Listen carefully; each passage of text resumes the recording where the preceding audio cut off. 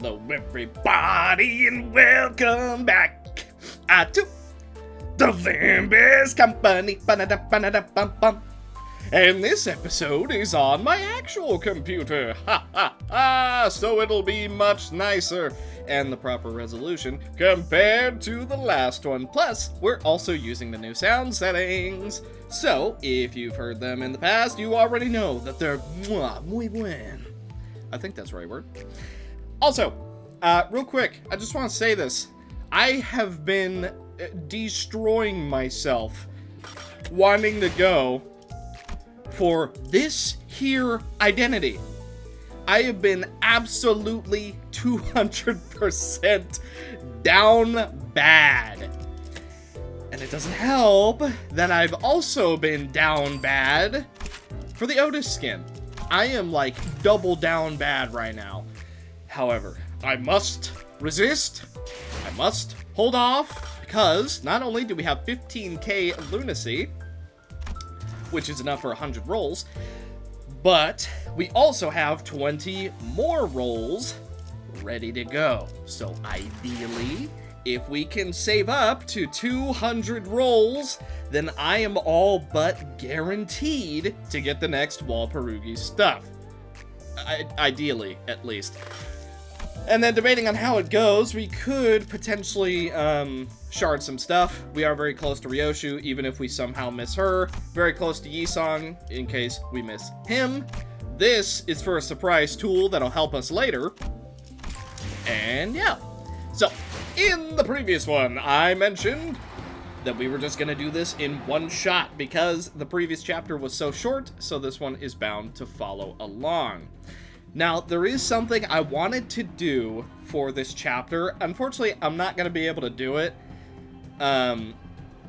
because it's just going to take me way too long. But what I was originally planning to do was to bring out a Blade Lineage / Kurokumo Clan team for this chapter, because I thought it would be so fitting, and I thought it would be really, really cool.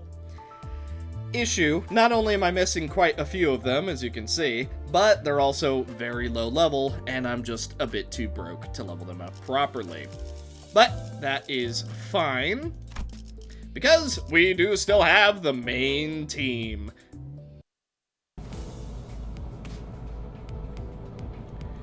So, we're finally here, eh?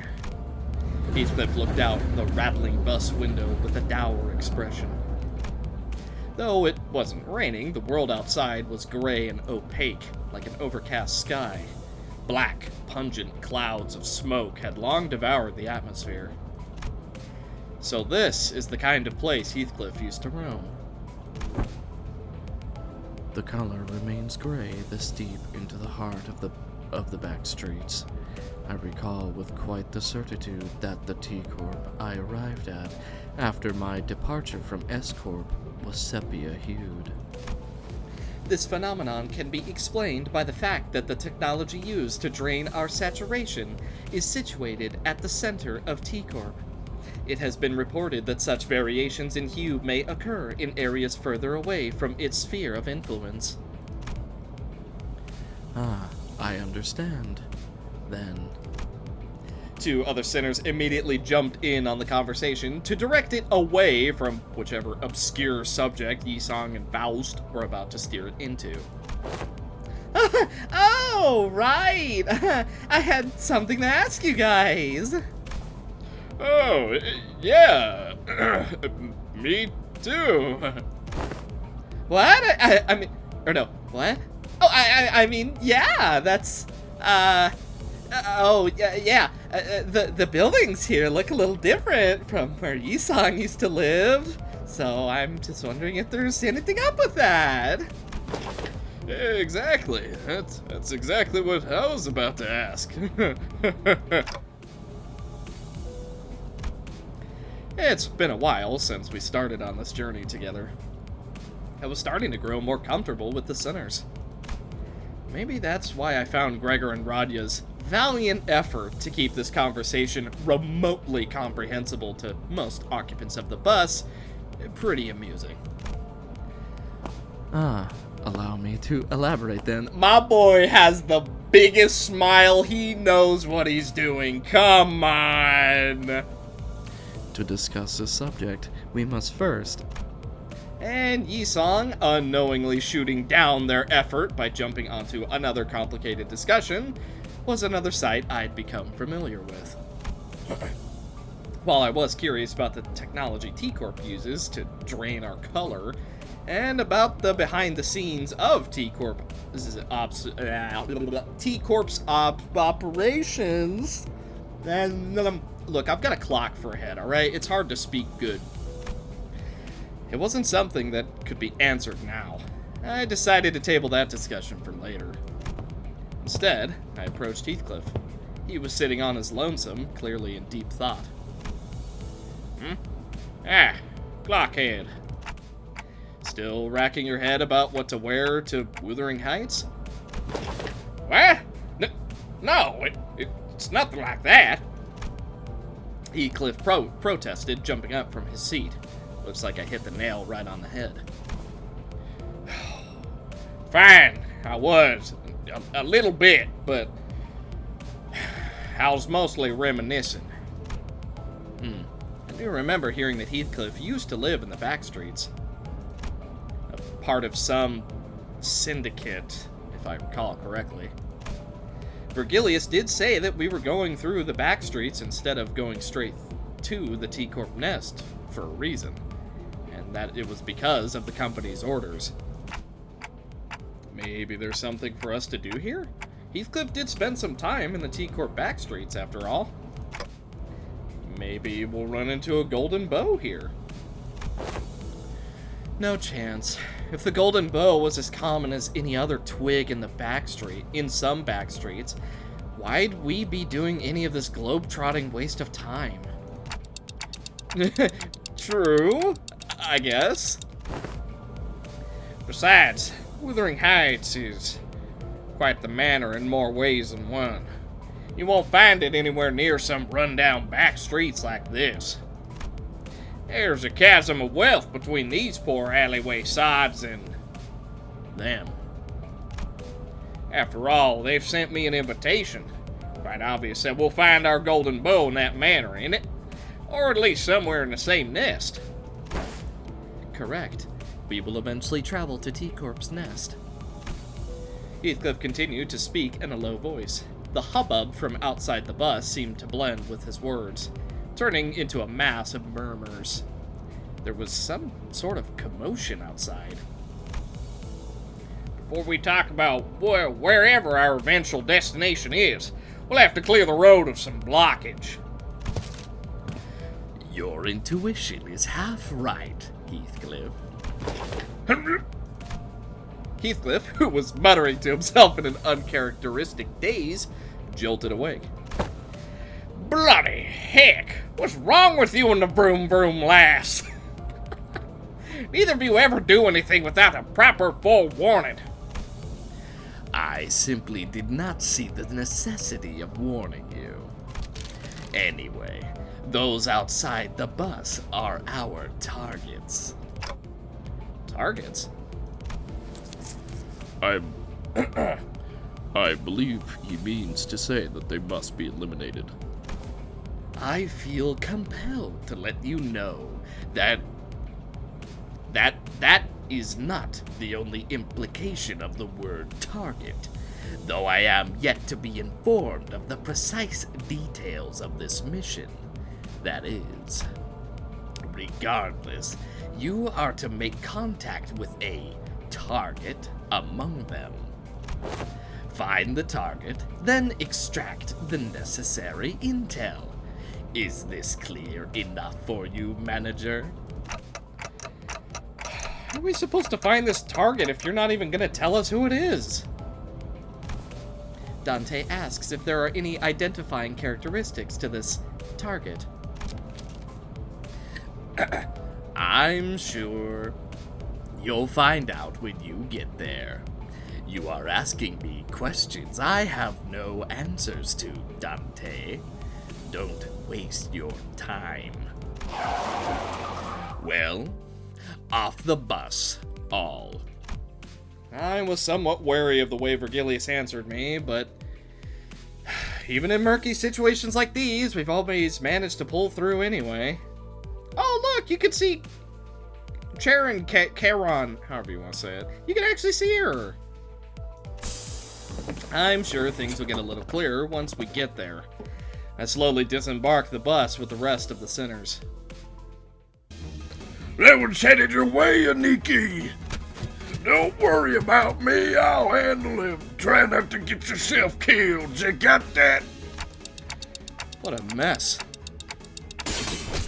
We walked out of the bus and right into what appeared to be a battlefield of violent gang war. Black cloaks flutter under the gray sky, and bloodthirsty blades clash violently. The bus had stopped not even 30 paces away from the thick of the battle. They're the Kurokumo Clan? Kurokumo Clan? I've heard of them before. I'm sure we have some identities from that syndicate. Some identity cards said Wakashu, too. They're a pretty large subsidiary of an even larger syndicate called the Thumb. I think the identities wore outfits similar to the ones that they're wearing here. I think you're right, but who are they fighting? It's gotta be a strife. Heathcliff replied in a monotone voice like he was reading from an encyclopedia. It ain't a rare sight to see syndicates fighting one another in the Backstreets. Must be something about street tax or some other trivial turf dispute. Leeches!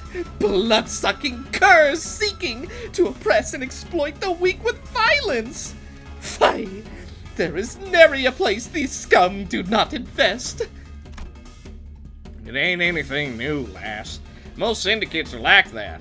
The only difference between them is how far they're willing to go. Like, right, there he is. Blokes like that one over there, the one walking right at us. Heathcliff raised his bat and pointed it at the approaching man. He wore the same outfit as the other Kurokumo Clan members. The heck are you looking at? Crowding like you're here to start. Gonna keep pointing that bat at me? You wanna go? Is that it? Hey, lower your weapon. Let's not do anything rash. No need to escalate this further, is there? Otis stepped in to warn Heathcliff, but he did not budge. He remained motionless, the bat still raised and pointing threateningly at the approaching man. Won't matter what we do here. It's a foregone conclusion. That we're going to have to fight him? Right on, lad. They're in the middle of a strife.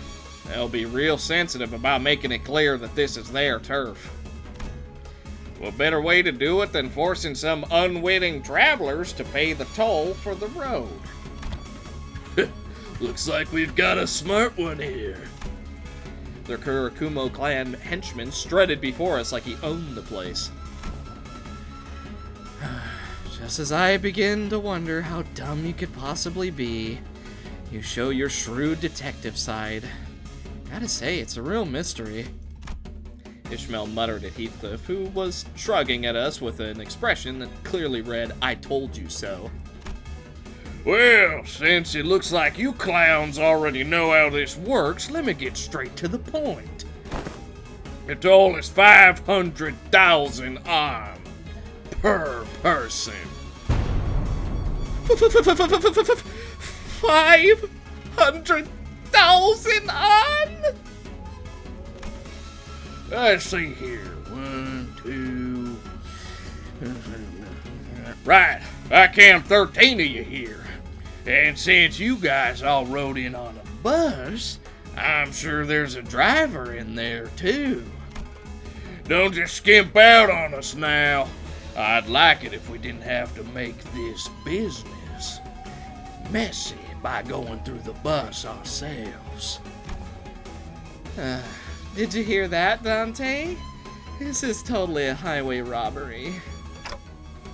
It kind of is, isn't it? Well, it didn't really matter how much they were asking for. I wasn't gonna negotiate with them anyway. What a good response. Ishmael turned and looked quietly in my direction. I nodded back. Halt! There! In that field of battle! Don Quixote pointed at something. There lies a wounded dame! We must make haste and rescue her! Thou wouldst agree, no? Just as Don said, I could catch a glimpse of someone bleeding out on the ground through the chaos of clashing blades and black cloaks. Oi, what I say about this justice rubbish? This is a syndicate turf war, yeah? There's no more or less honorable than the other. Agreed. It is no complicated mathematics to expect unnecessary allied casualties in this effort should we involve ourselves in this conflict. Alas! I do not wish to leave her behind so undefended! I guess it's an improvement. In the early days of our adventures, we would have been dragged into this conflict 5 minutes ago, thanks to Don's recklessly valiant rescue attempt.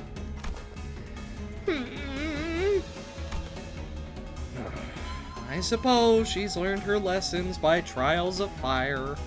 She was starting to show restraint for once. But it's a bit different this time. Okay, so I do think that we have to help that woman, but... Oh! Immediately. What? Manager? I didn't think that this was what the nod was about?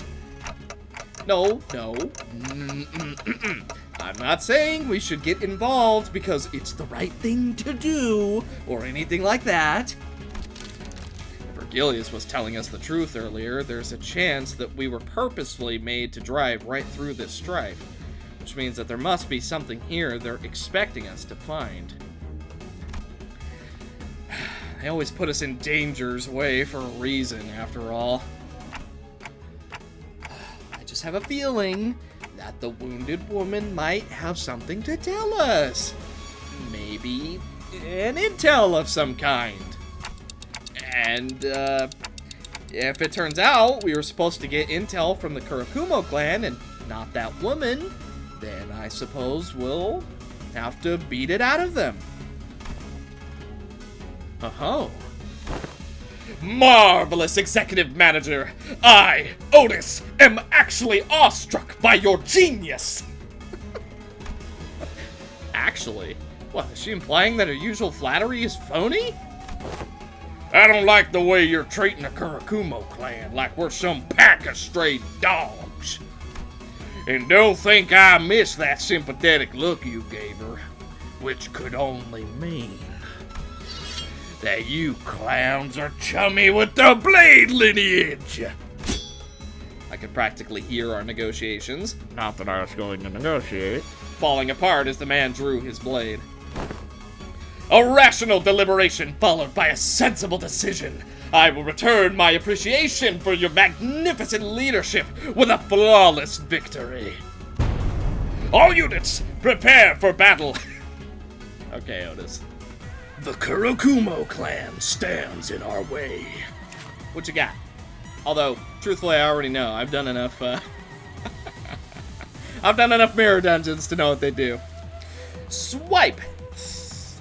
On hit, inflict 3 bleed. Slice. If the target has bleed, deal 30% more damage. On hit, inflict +2 bleed. Count. Keen Slash. Clash win, gain 1 damage up next scene. If the target has bleed, deal 10%, 10%, and 20% more damage. And defense on evade, gain 1 slash damage up next turn. Passives on hit, inflict 1 bleed up to 3 times per turn. And then this guy. Hack, inflict 2 bleed up to twice. Focus Strike. If the target has 7+ bleed, coin power +1. Clash win, gain 1 slash damage up next turn. If the target has bleed, deal 50% more damage. And on hit, inflict +2 bleed count. Lenticular Scatter. If the target has 5+ bleed, coin power +1. Clash win, gain 1 slash power up next turn. If the target has bleed, deal 20%, 10%, and 40% more damage. And on evade, 1 slash damage up. And then you have on hit, inflict 1 bleed up to 3 times, and clash win, inflict +1 bleed count. Right. Alright, we've got 11 enemies to deal with, so let's do our best. Okay, I thought it was a focused one. Alright, in that case, let's go as much slash as we possibly can, so...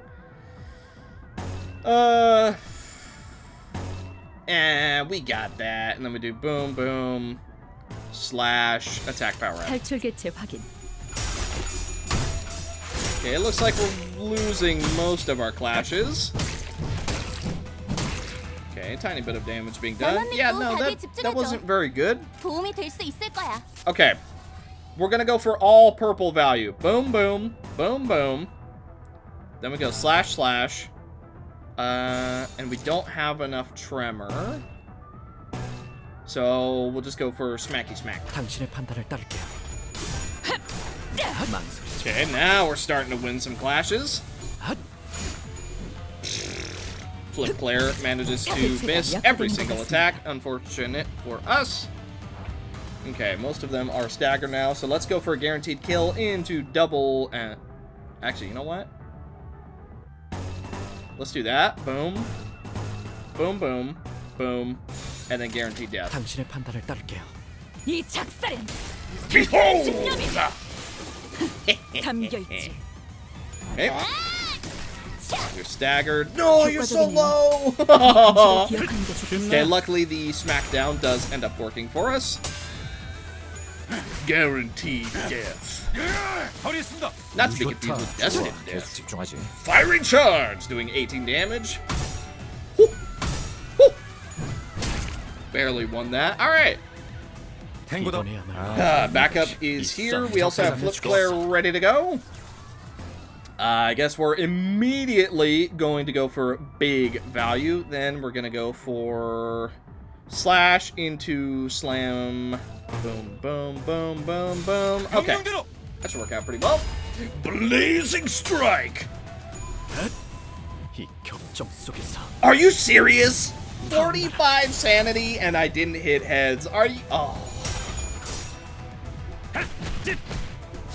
Oh my, what is going on? Are you serious? At 45 sanity, we missed 3 heads coins in a row. That's some great, that's XCOM numbers right there. Oh my goodness. But then Faust makes up for it doing 156 damage. 효율적인 Pretty good. 결과를 위해서 이쯤에서 Okay. 걸어다니니 Flashing 칭찬을 Lord 많이 getting us a 해줘도 좋을 것 stagger. 같네요. Pursue them to the end. 진심까지 담길 필요는 Extra 없습니다. attack? We probably got it somewhere in there. 직원들이 우세한 환경에 Okay, more 있습니다. backup is here. 관리자님이 We're gonna go for as much 집중해서 듣고 synergy 있었다는 as 결과겠죠. possible. We're not 이런 clashing with 과정들을 anyone, so I'm not gonna 통틀어 go for it. So we're gonna go 신뢰라고 boom, boom, 부른다고 하더군요. boom, 긍정적인 boom, 변화네요. boom, boom, boom, boom, boom. 총원 불격! Okay, we got a lot of value happening here. Let's hope we get some extra attacks somewhere in here. 저놈을 추적해! I think that was a bonus one. That was a bonus attack from Faust. Good. That's Captain Ishmael doing it. 개체가 약화된 것 Nice. 같습니다. Every little bit of extra damage that we can dish out is going to help us out. 참, And the final 2 이런 enemies stand 상황인데도 in our 어떻게 way. 끝이 보이네요. Let's see. So I'm just 조금만 더 gonna 해보죠. honestly.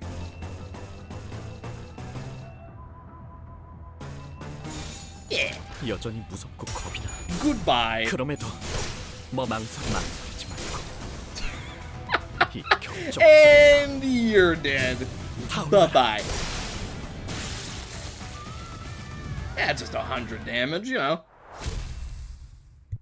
SAD. All bark, no bite. Truly a disappointment.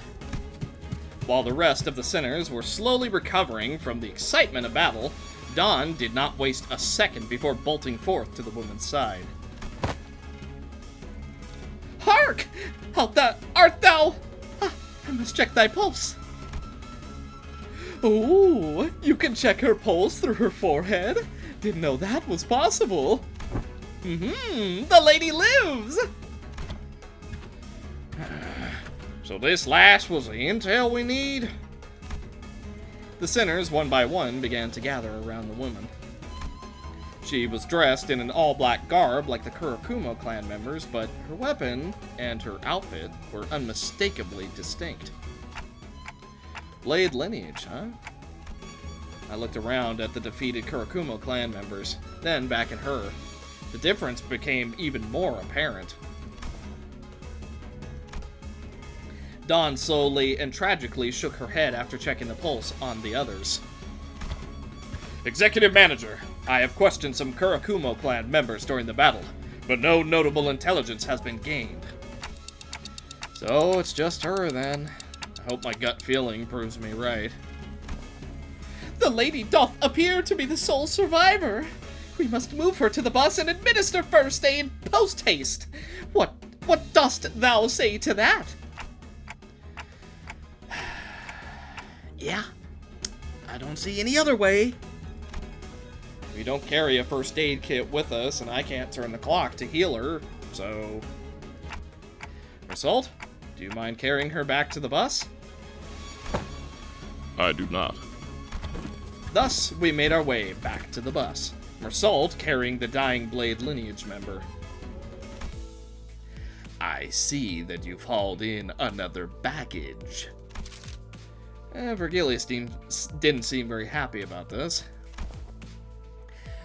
Manager, since when did bringing in unauthorized, unverified guests into our bus become such an acceptable practice? We had no choice. We had to save her first if we're gonna get any answers out of her. Dante explains that this individual will be of no use to us deceased. If she carries the intel we need, then we must first ensure that she survives. On that, Faust agrees with Dante's decision.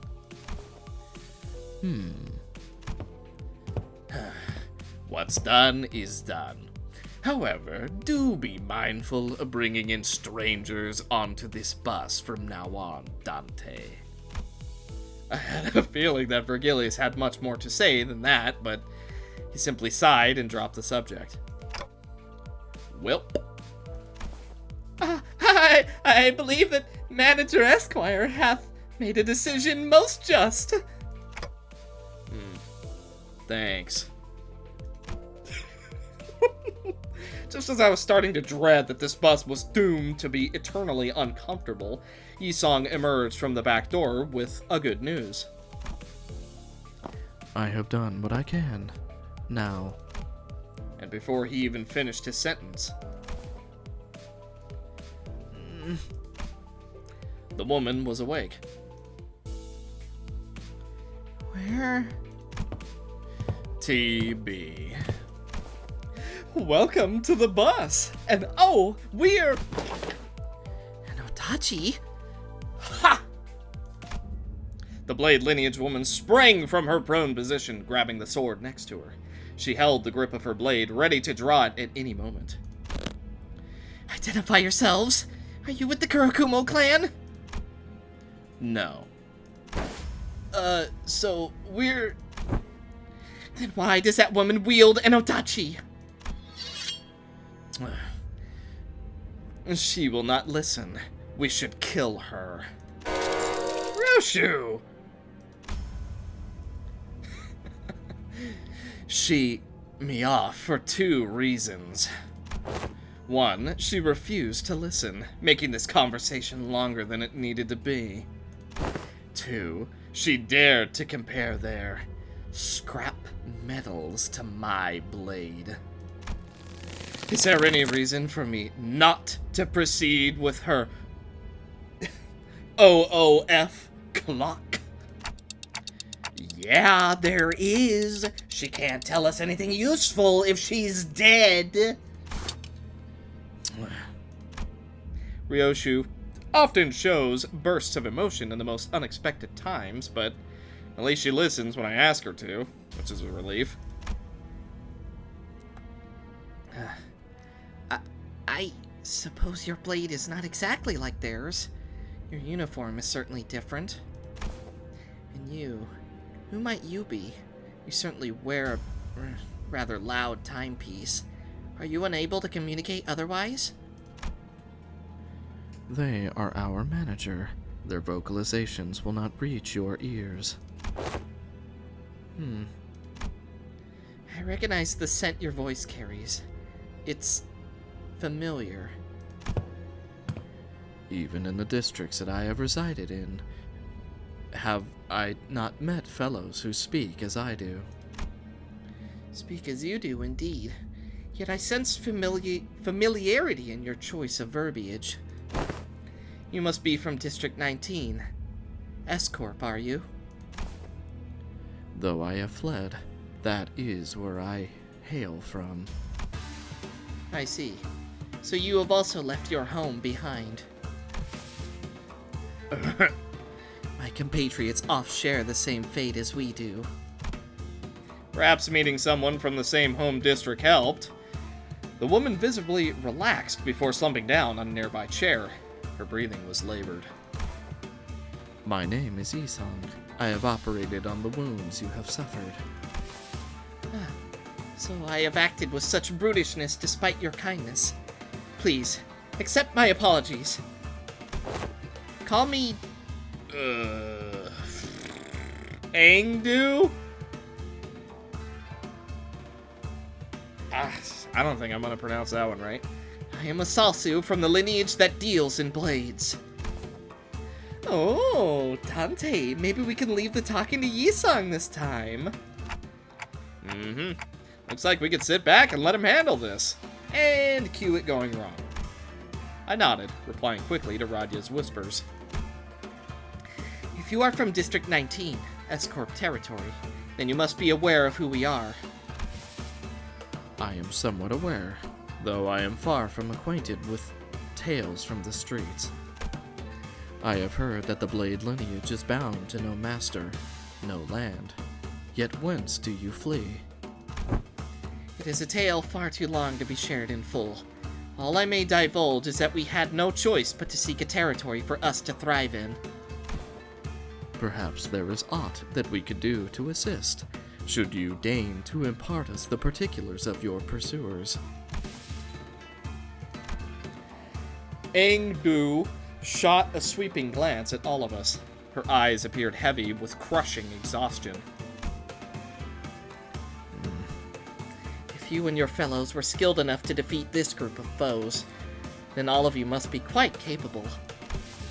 Kurokumo Clan has put a bounty on our heads. Our mentor, my fellows, all of us. Hold on, this ain't just any other strife, then. That sounds more personal than your usual turf war. As it has always been, District 19 is fraught with corruption and disturbance to the lives of the public. There is very little that us men and women of the Blade, who seek naught else but to train and walk the path of martial arts, can do to change the wing now known as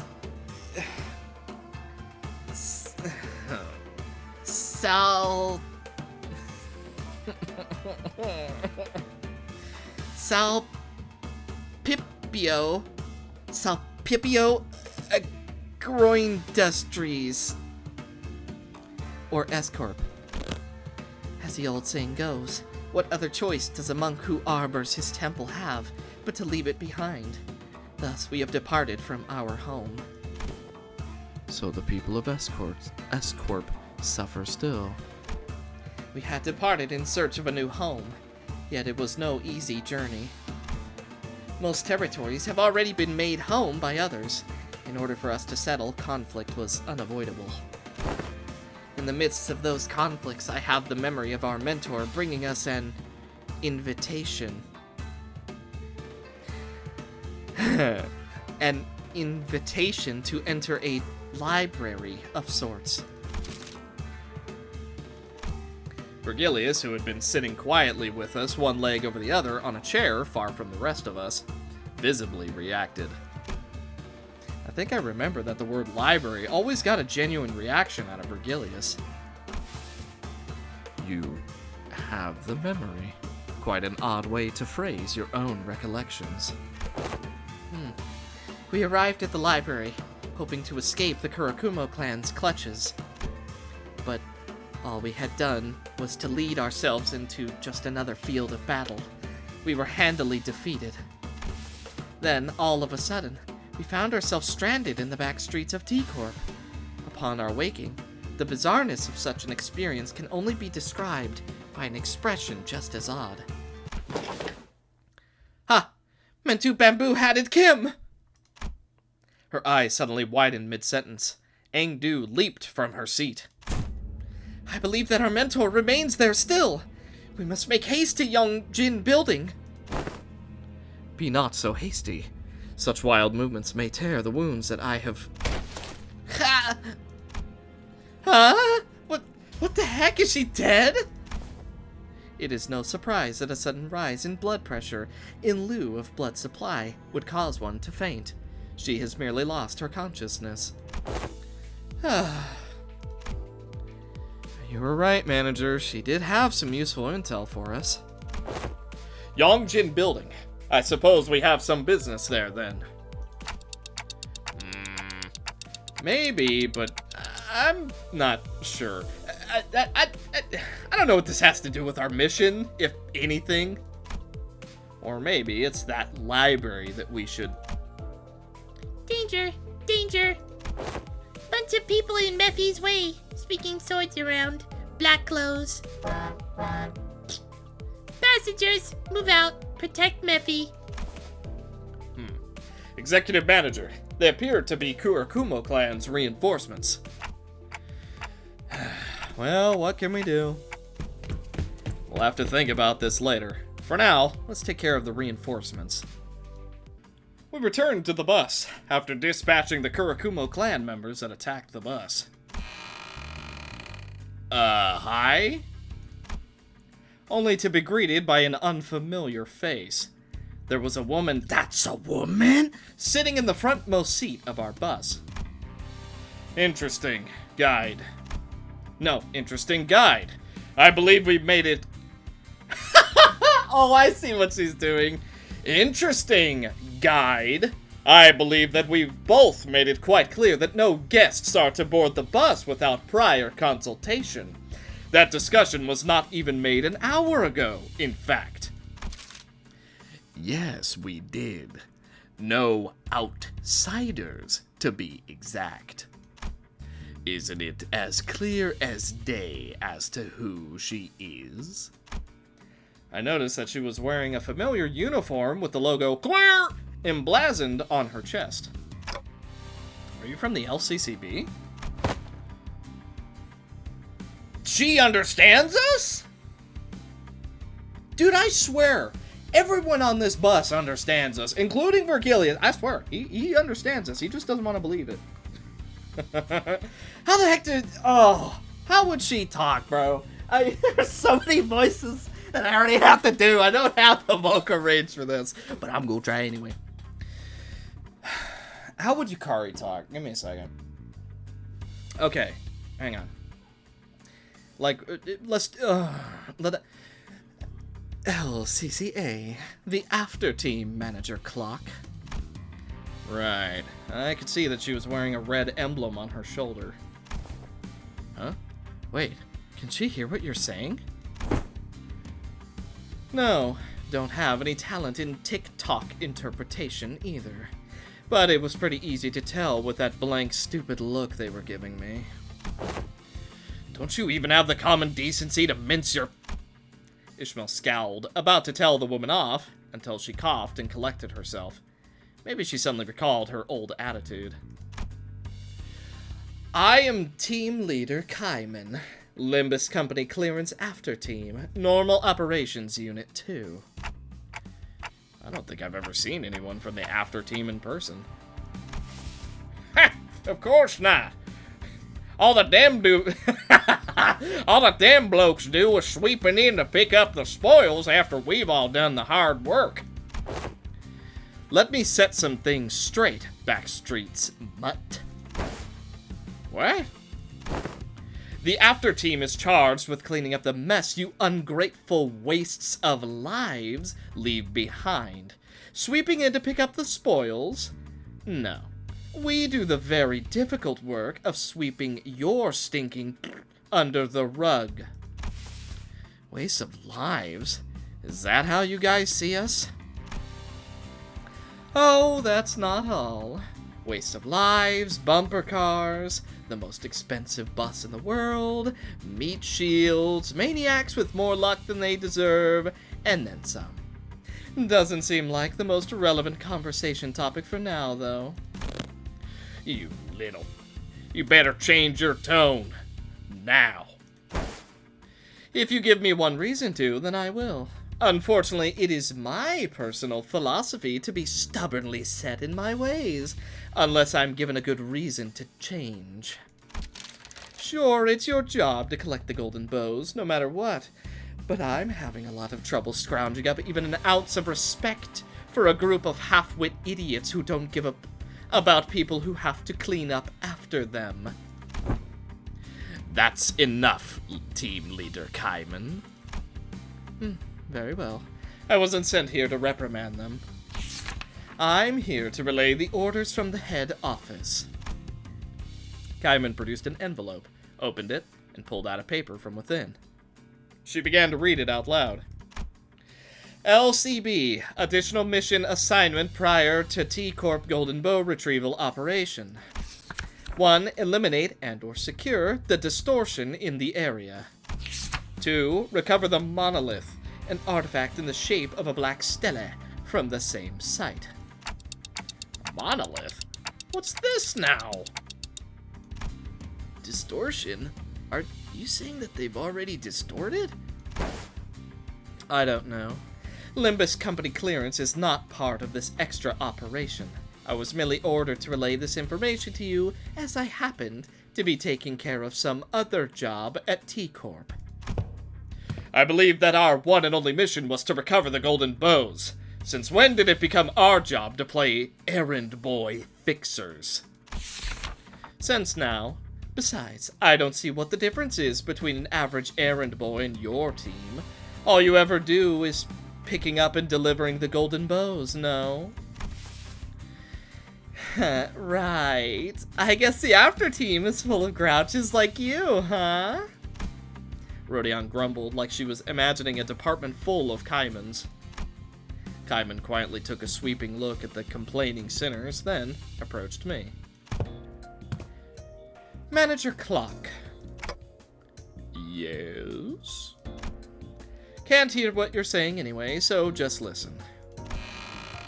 Allow me to kindly explain some things for you and your minions, since all of you appear to be so out of the loop. Kaiman crossed her arms and leaned against the bus seat as though she was about to start a lecture. LCB's primary objective is to retrieve the golden bows. Yes, can't deny that. But parading around, telling everyone that Limbus Company specializes in retrieving the golden bows would be stupid, don't you agree? And it's not exactly the most lucrative business, if at all. I suppose so. Been wondering about the company's finances for a while. Where do we even get our funding from? Well, there's no need for you to concern yourself with the company's finances. We have much more than enough capital to do what we want. What the company really lacks, however, is public standing and a cause. A cause? Limbus Company decided to find our cause in distortions. No significant organization has yet taken charge of managing instances of the distortion phenomenon. Pals told me some time ago that it hasn't been long since the distortions began appearing in the city. Limbus Company is building our reputation as a professional distortion prevention and control company that doubles as a research center for the distortion phenomena, which means that we need to produce real results In more ways than one, that is. I did hear that this epidemic of distortion phenomenon can be pretty annoying to deal with. No one has properly defined what these distortions truly are. This means that not many are willing to jump into dealing with this new phenomenon blind. We did hear that some are preparing to launch an association primarily dealing with distortions. But that's all it is. An association. We intend to deal with it on a corporate level. Right, but how's any of that our business? What reason do we have to go out of our way to tussle with these distortions? Here's how it's your business. The order came all the way from the top, the highest authority of our company. Don't they teach you how to follow orders in the slums? That does it. You're not leaving this bus alive. Manager. Kaiman ignored Heathcliff, who was visibly fuming, and turned to face me. My attitude towards your minions, and the company's attitude towards them. It all depends on the choices you make, and your leadership. With that, she produced an envelope from under her arm and handed it over. At the end of the day, though, the choice is yours. Your men aren't completely wrong. If you would like to focus solely on your primary mission, the Golden Bows, then fine. It's not like the company's going to kick you and your meat shields out. But do understand that the company's treatment of the sinners may change depending on what you decide to do here. Vergilius listens quietly, his eyes shut. Now then, Red Gaze, I'll be taking my leave now. Until next time. Fine. But next time, I'd prefer it if you would watch your language. These meat shields are still under my guidance, so try not to disturb me as well. Well, that depends on what the manager does, doesn't it? Excuse me. She left, leaving nothing but the awkward silence behind. Is she gone? Bloody. After that brief moment of quiet, everyone began sighing and complaining as though they'd just been ungagged. Almost burns a blood vessel listening to all that. I thought I'd soften my temper with rage. With rage. Still, good work keeping things non-violent, guys. I don't think she said anything wrong, though. I found her manner of speech quite convenient. There was no need to unnecessarily read between the lines.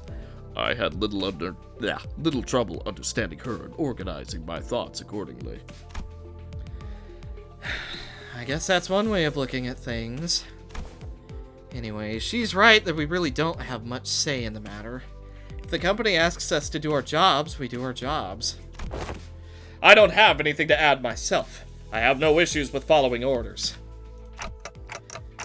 Yeah, I agree with you guys.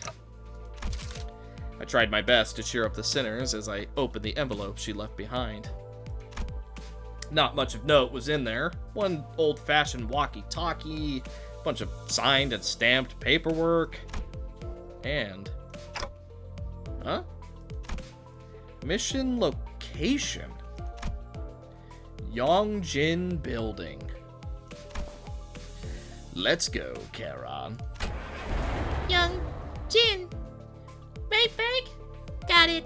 I'm feeling it. Bzz, bzz. Here we go. Vroom, vroom. Judging by their lack of surprise, both Charon and Vergilius already knew where to go. And the bus took off. Something continued to nag at the back of my mind during the frequent stops and combat encounters. This was just one thing There was just this one thing I couldn't understand. This is pretty much expected from Vergilius at this point, but if you already knew where we were going, And why?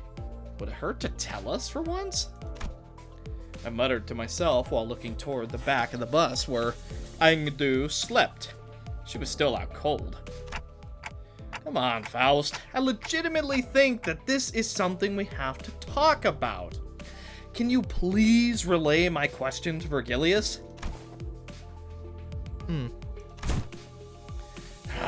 If you won't do it, then I will. A journey can't always be sunshine and rainbows. Some friction is necessary. You there, guide! Otis relayed my question, then began to share some of her own grievances with Vergilius. A lot of her own grievances. Are you finished? Well, you're not wrong. I did hear most of the details through the radio. And here's why I didn't tell you in advance. It's because you're the kind of people who never learn until the problem crashes through your front door. Would you have done anything differently if you knew in advance? It'll only serve to give you an excuse to whine about it. So there it is. What now, manager? Will you refuse this mission? How could I? They're already treating us like dirt. If I refuse this, I can't imagine how much worse it'll get. And it always can. It'll always get worse. I'm sure you're thinking, how could I? And you'd be right. I could tell from the way he's looking at me that he already knew what I was gonna say. Ugh. I'm starting to wonder if he really can't hear me. Ah, our guest is awake. You should go and ask her for directions, manager. Charon's intuition can only take us so far. Again, this would have gone much smoother if we had been told where we were going from the start. But like always, Vergilius felt the need to add comments like that before shutting me down and turning away. He'd already closed his eyes. Allow me to explicate our present circumstances to her. Isong got up with an awkward smile in an attempt to clear the air. After some time, Isong seemed to have successfully explained our circumstance to Engdu. She was standing next to Charon, trying to give her proper directions. She had also told us that as long as we assisted her with her mission, she wouldn't mind us taking the Black Stele for ourselves. It's been a minute since I did her voice, actually. Not for you, but for me. Turn to the right there. You've already set up camp there.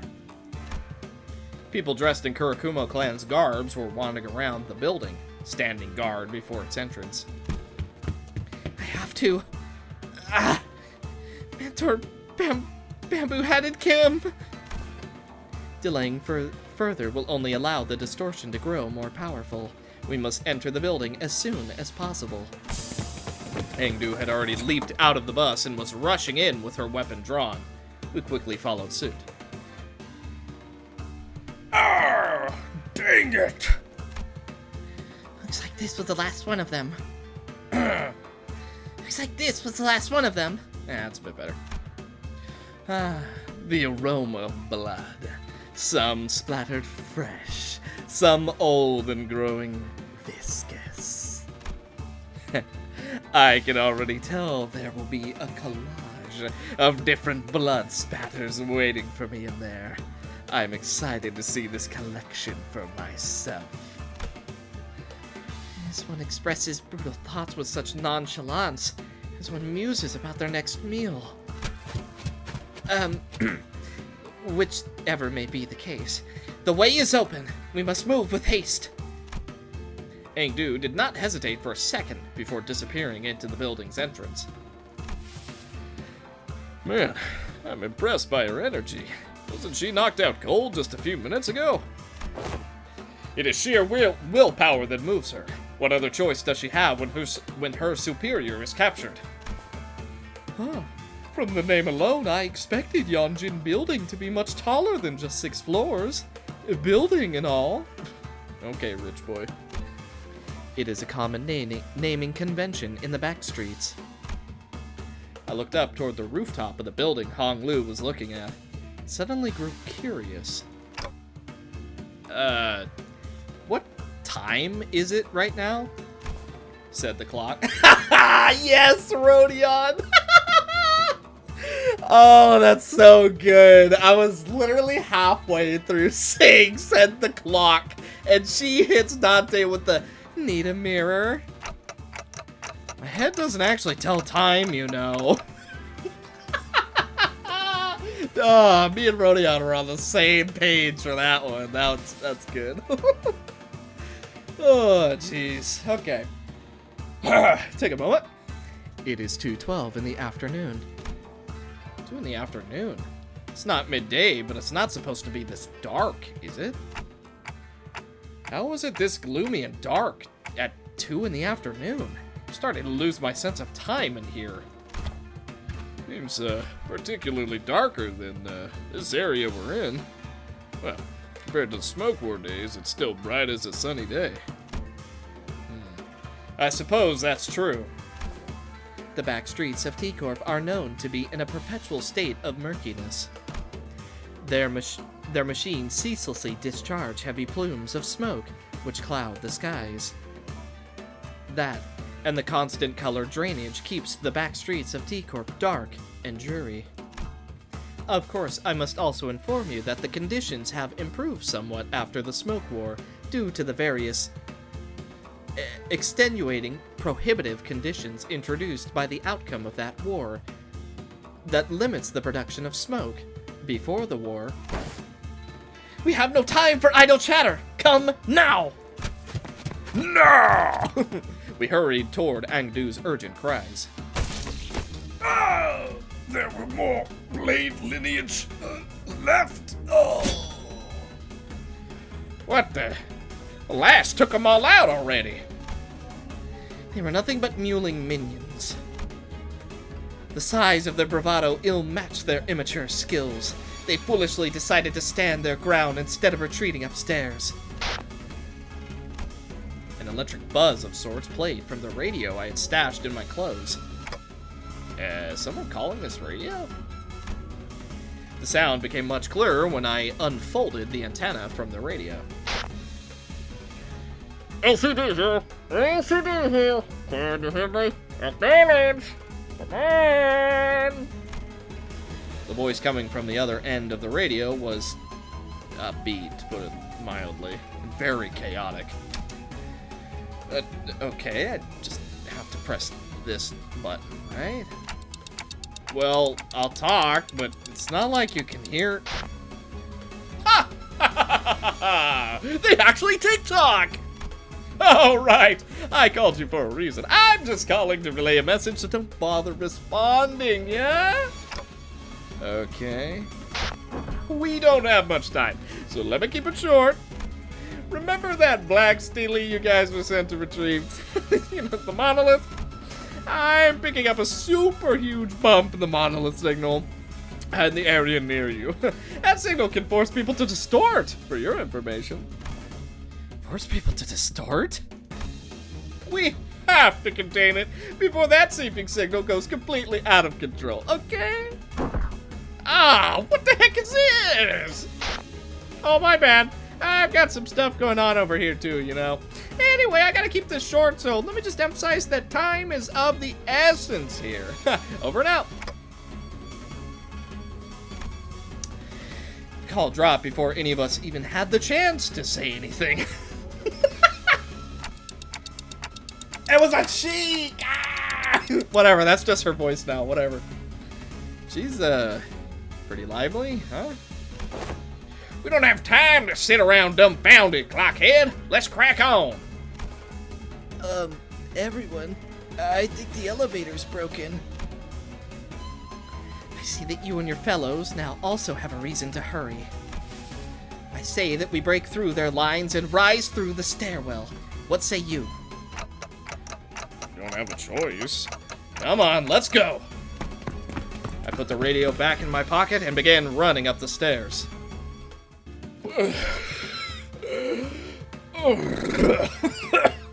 Oh, man. Ooh, seriously, the stairwell is the real challenge, isn't it? Not the Kurokumo Clan, guys. Curious, is it not? Huh? What is? That they filled the stairwell full of weaklings who clearly don't know what they're doing. Perhaps they weren't trying to stop us from going upstairs. Perhaps they were afraid of retreating upstairs. No, it can't be. Engdu's expression darkened. Maybe she just had an inkling of a bad omen. Dost thou worry for thy mentor? Dawn carefully sidled to Ondu's side with a sympathetic expression. How could I not? What kind of person was Mr. Bamboo-Hatted Kim? Engdu appeared conflicted, as though she was having trouble organizing her own thoughts. She shook her head and sighed. He was a steadfast man. Protected what needed protecting, killed what needed killing. He was always one of the Blade lineage's finest. I dare say that he was one of the most skilled swordsmen within the lineage. A man of few words who always sought to take good care of those under his wings. If only he hadn't made that decision. My fellows would not have met such a terrible fate. Oh.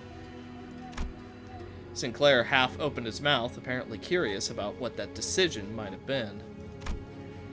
But he soon realized that this was probably not the right time to pry, and quietly closed his mouth. Whichever may be the case, I have no choice but to make haste. Then, we have no choice but to make haste with her. 망설이면 나아갈 수 없어. Did we just fight the Pekatula? Yes. Their appearances are rather dissimilar from what we have encountered before.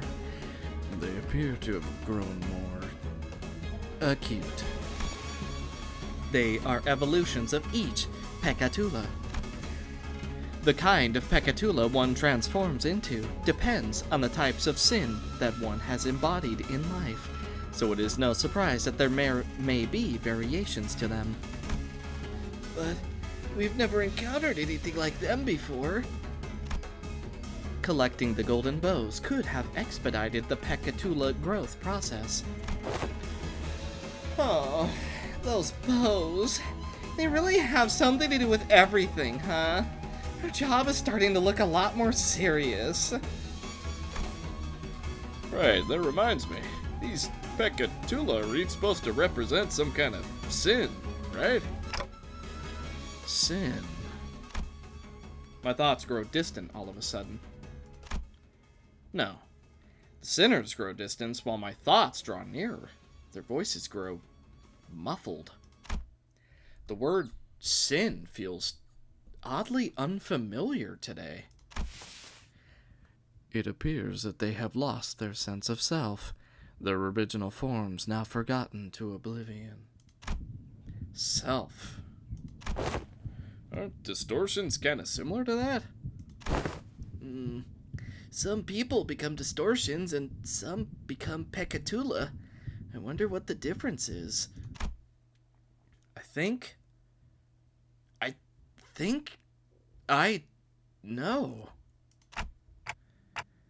Planted in the hearts of all are seeds with ever-present potential to bloom. Executive manager? What'd you say? Foul talked over you so I couldn't hear.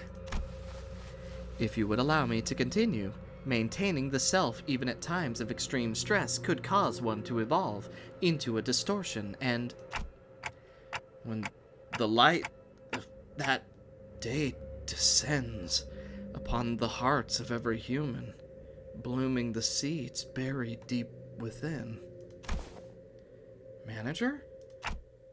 If one's devoured by their sins, They are reborn in the form of their image reflecting the dreamt by those who are nothing. Dante, what is... If one withstands, yet their sins, the heart... What the heck? Clockhead, what in the bloody are you talking about? I ill like the sound of that. Has something gone awry with their prosthetic head? Yet, if one seeks to bear the shout of their original hearts. Ego, is that what you are speaking of? In a world perceived through their own, the shall be unveiled to their egos melt into bite of sin. Huh. They're starting to talk a bit like my grandfather. Huh? Manager, your head. Executive Manager, your head is on fire. Oh, what a blaze. I think they're about to explode.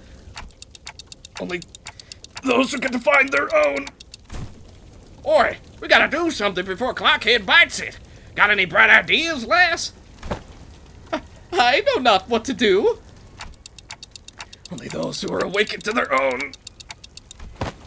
Ah, 'tis scorching. I had thought the Manager Esquire's flaming head was merely for style, for I had not once felt such heat from it. Faust, what if they accidentally activated the self-destruct sequence? Ah, this heat. If we don't douse it now, it's gonna melt everything around them. Yes, the operating principles are the same.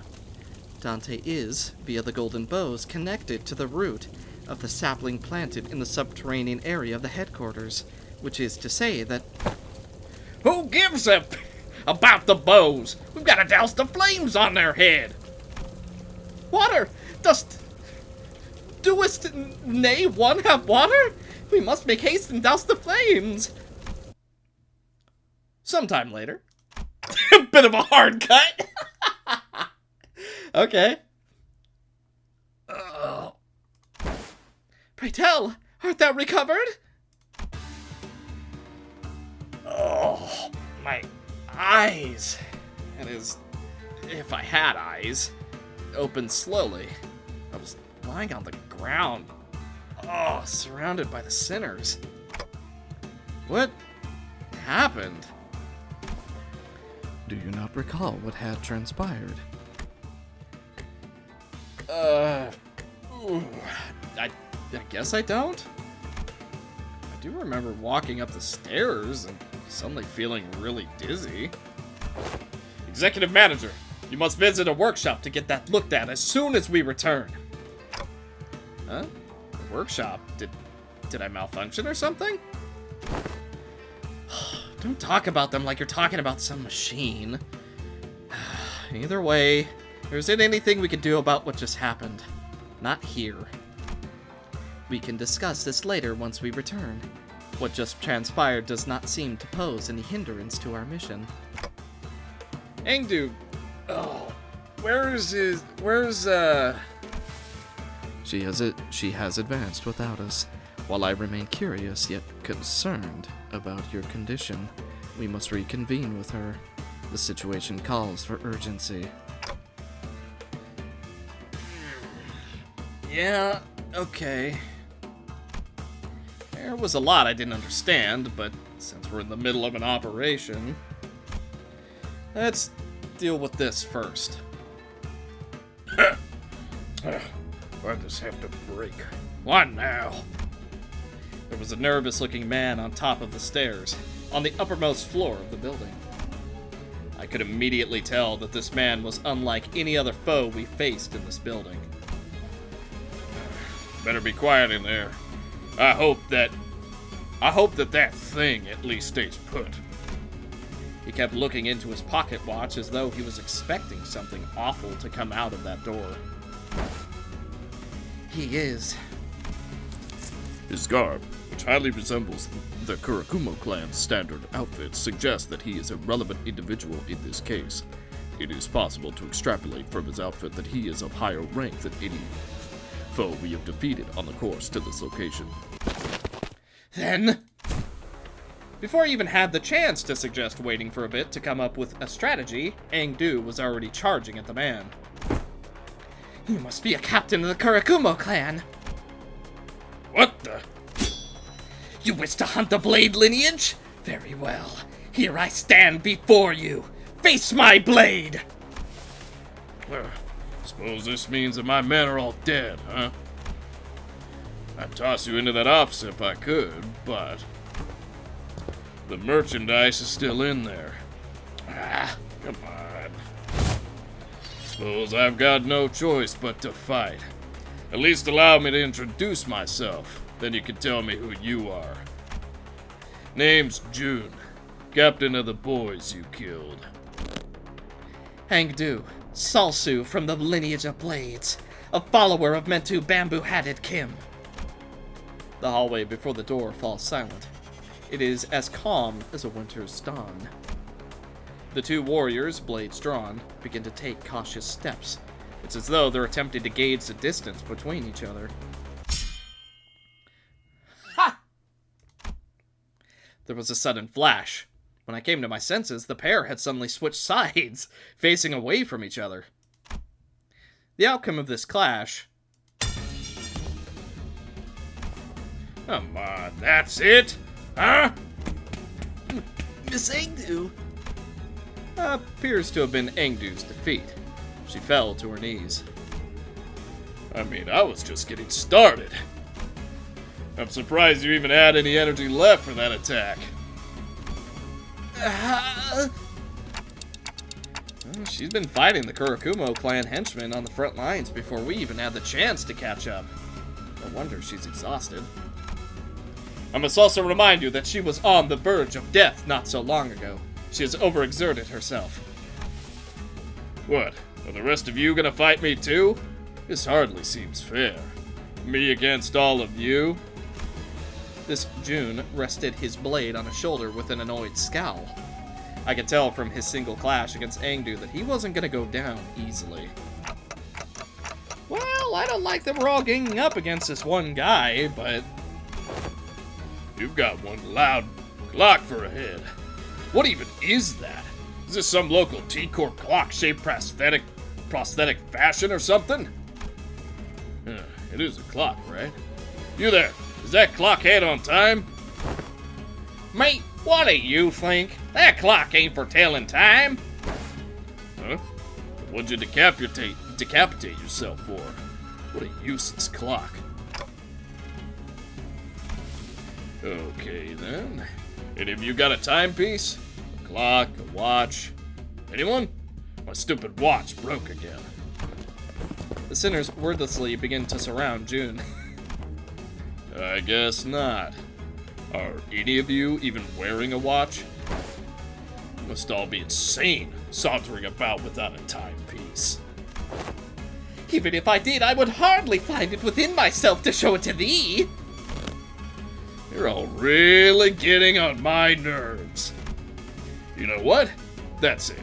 I'll be a demon if I let anyone in there anyway. So come and get me. I'll cut you down if it's the last thing I do. 탈출 개체가 정리되었습니다.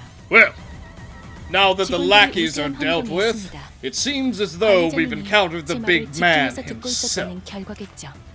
Kurokumo Clan Captain 실례라고 부른다고 하더군요. Shadow Cloud. If the target has bleed, deal 10% more damage. On hit, inflict 4 bleed and +1 bleed count up to twice. Clean up. If target has 5+ bleed, coin power +1. On hit, inflict slash fragility next turn, and on head's hit, inflict 1 bleed up to twice. Lenticular slash. If target has 5+ bleed, coin power +1 on hit. Inflict 1 paralyze next turn. Inflict 8 bleed, and inflict +3 bleed count. Sharp Edge. Apply 2 slash damage up to all allies, including this unit. Combat start, gain 2 slash power up, and on hit, inflict 2 bleed. Sky Clearing Cut. Combat start. If the main target has 10 plus bleed, attack weight +1. If this unit will use 5 plus attack skills this turn, final power +5. Clash win, all allies heal 10 SP. If the target has 7 plus bleed, deal 30% more damage, heads hit, inflict 2 bleed, heads hit, inflict 3 bleed. If the target has 7 plus bleed, deal 50% more damage, and on hit, inflict 10 plus bleed. Count. Finally for passives, Keen Strike, we've seen it. Brutal Stab, inflict +1 more bleed. Win, an attack skill inflicts bleed. And finally, Slash skill power, final power, +1. Clean up, when an ally is defeated, gain 1 skill slot next turn, can have up to 5 max. Well, he's about to have 5 max. So, here's what we're gonna do. Get some strength, get some SP, and we're just gonna roll with it. So, double favored into double pride, double purple, triple gluttony, and finally, the Odyssey of Purpose. Alright, here's hoping we win, because this guy is no joke if you've ever fought him in a mirror dungeon. Unfortunately for him, it appears we are intent on winning our clashes. Okay, very good. To me! Okay, Pierce is ineffective, but that's fine. Okay. Pretty big damage being done. And the Odyssey had a purpose. Behold, to pathos! Mythos. The fact that we're hitting him with so much Pierce is real unfortunate. Alright, here's what we're gonna do. Let's heal some SP to everyone, and then let's do some big damage and paralyze. Then we'll go boom, boom, boom, boom, boom, boom, boom, boom. Yep, that should just finish him off. Bygone days. What's the matter? Afraid of the manor? Okay, a little bit of SP for us. Oh, that's fine. Time to get disempowered.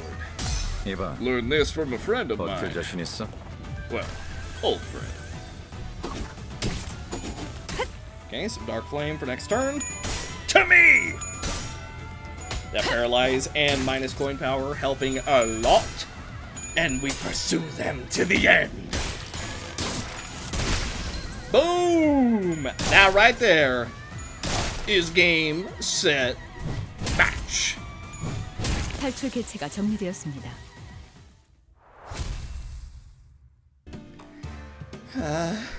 Now let us converse for a moment. Angdu seemed to have recovered somewhat as we fought. She bound Jun with a rope before throwing him to the ground. I do not expect a mere captain to know why your organization has put a bounty on our heads. But I cannot quite place the reason you were standing guard before this room. It was as though you were protecting our mentor from us, of all people. Wait, it wasn't just you, was it? Every Kurokumo Clan filth we killed on our way up to this floor stood in our path like they were protecting something with their lives. Fine. Oh, here's the truth then. We're the victims here. Huh? Whatever do you mean? You guys really have a way of pushing my buttons, huh? We weren't part of the party pursuing you or cutting you down. That was none of my business. You're just one of many, many syndicates or organizations that were unlucky enough to be on the Thumb's list. Our run-in was just a coincidence. We were ordered by the Thumb to stand guard next to a black stele here. That's all. Everyone was on edge because we were supposed to transport it elsewhere pretty soon. And that's when you Blade Lineage appeared out of nowhere. Out of nowhere? I see. So this is where our mentor has awakened. You... sounds like you know something that I don't. Can't say I've ever heard of a tech that could blip people into existence just like that. Thought they were using a singularity or something. Besides, Blade Lineage never had a chance. Our numerical advantage was insurmountable. Of course. We had your friends cornered. We had no trouble cutting them down until there were but 3 of you left standing. Then, all of a sudden, your boss's eye began to glow, and he cut down everyone around him. It was a one-sided slaughter. What? Then... You got that right.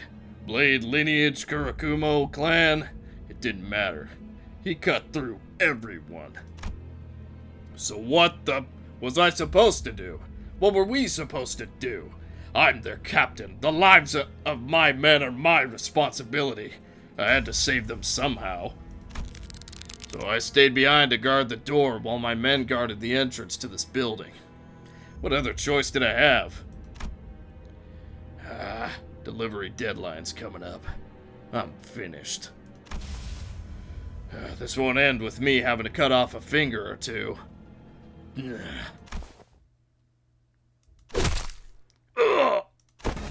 Angdu struck the back of June's neck with a swift precision and dropped him to the floor. Angdu! That man had already been subdued! Wherefore didst thou... I have merely put him to sleep. He would have caused us trouble had we attempted to enter that room while he was conscious. I must talk to the mentor. See him with my own eyes. Have you gone deaf, lass? Your boss will cut down anyone who gets too close. No, that cannot be.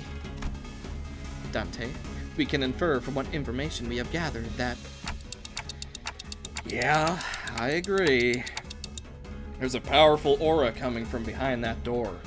I can sense it. Our mentor. Angdu's hands tremble as they wrap around the doorknob. We must prepare for battle. I know that Mentor Bamboo-Hatted Kim will do no such thing! She slammed the door open, only to come face to face with a distortion.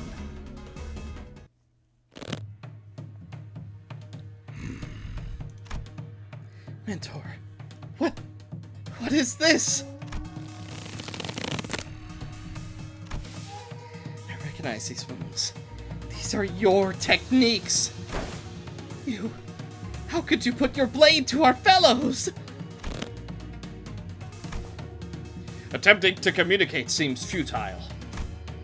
Pitch black flames lingered behind this man she called Bamboo-Hatted Kim, her mentor. Something had devoured him.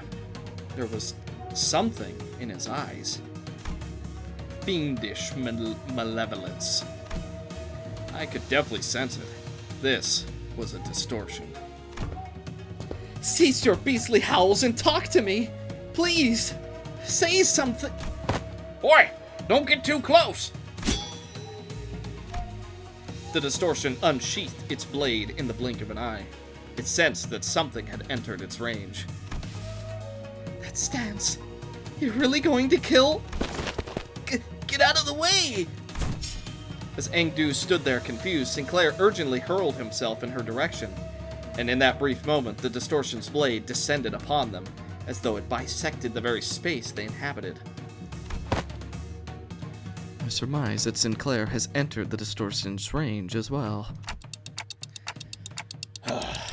Well, we have no choice but to suppress it. We tensed up, sensing the changing atmosphere. We slowly raised our weapons. Distorting Bamboo-Hatted Kim. Almost 1,000 health to work with. Draw the sword. On use, gain 2 poise. On hit, inflict 3 bleed, up to twice. Paralyzer. On use, gain 2 poise. On hit, inflict 3 bleed count. On hit, gain 1 damage up next turn. Inflict 3 bleed and 1 paralyze up to twice. Enslay. Clash win, gain 1 poise count. On hit, gain 1 poise count and 1 poise count. No, 1 poise and 1 poise count. Bleed. And inflict 3 bleed. On hit, gain 1 slash damage up next turn. On hit, inflict 2 slash resist down next turn. On evade, gain 4 poise. Bleh, and fixed panic. Yeah, I haven't been very excited for this fight. This fight is, yeah. Let's just say not pretty if you've ever experienced it in a mirror dungeon.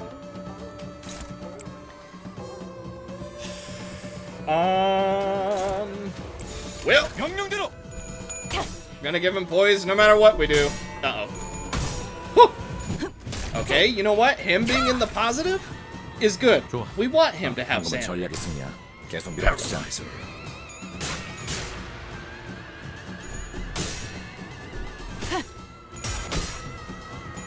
Okay, well, he's technically still in the positive. Okay. Little bit of burn will go a long way. Okay. Alright.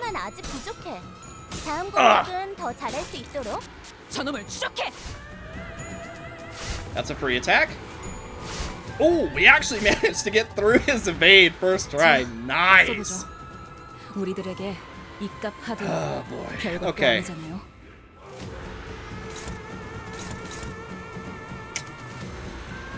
Oh man. Alright. This isn't pretty no matter how we look at it. We're dominating here. We're dominating here. I guess we just throw this one so that he gains some positive? Oh. Yeah, I think that's the play. We just let ourselves lose this clash because she can heal it back up. Let's go.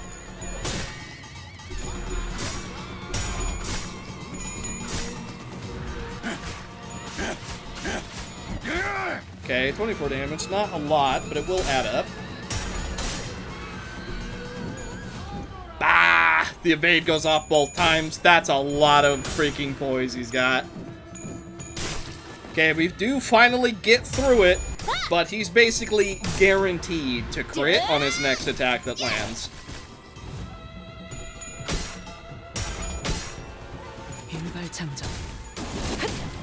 Okay.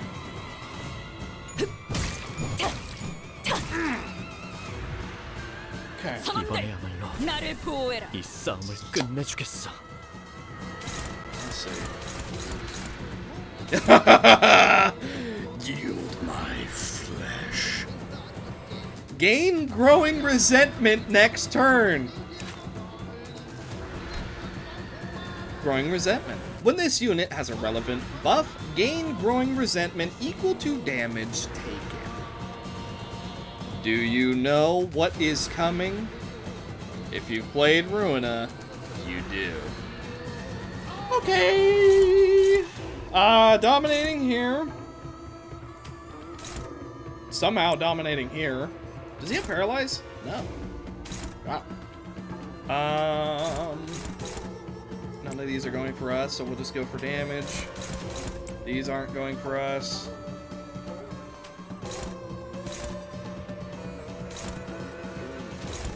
Let's win that one. And then a little bit of burns.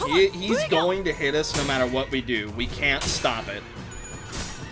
But if we can get a stagger, yield my flesh. So close. That's a stagger. All right, boys, lay into him. He is very, very high sanity, actually. 비틀거리고 있는 개체가 보입니다. 이전까지 있었던 대부분의 관리자들은 Execute damage. 이 타이밍에서 결정적인 일격을 지시하곤 했죠. Let's get some bleed, tremor, and paralyze. Let's shoot him with a gun. Okay. Chance to apply rupture, and if we do land it, then we're just gonna do even more. Let's do it. 이 작살은 필살의 집념이.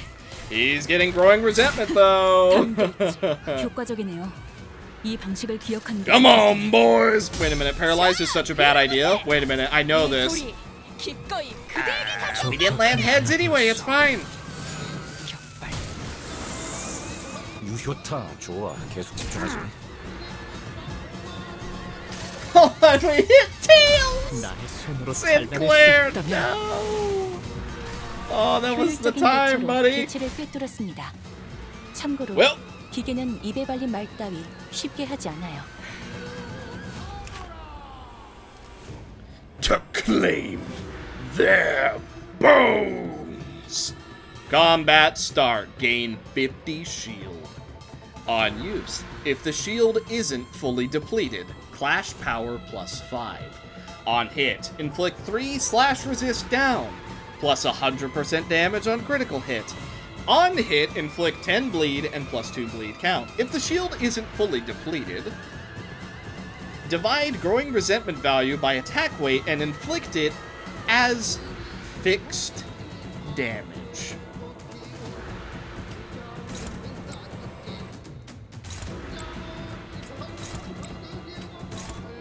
We're dominating with almost everything. What? We're even dominating against that? Are you serious? Then I think we're just going for the kill as quickly as we can. Let's hope everything lands. Okay, unstable value, actually. Come on, baby. Come on, baby. He's so low.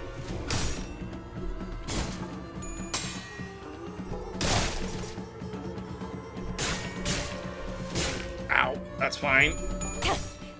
To claim their bones. Ow. Even at 45 sanity, he still hit that hard. Also, that's so much easier than I've ever encountered him in a mirror dungeon. Oh my 확실한 lord. 승리였어요. 돌아가면 That was like 저번처럼 the 홈파티라도 할까요? easiest version of that fight. That's because we have to do it in the even harder version. Oh no. Oops, I didn't mean to do that. Oh. It's never that easy, is it? Okay, well.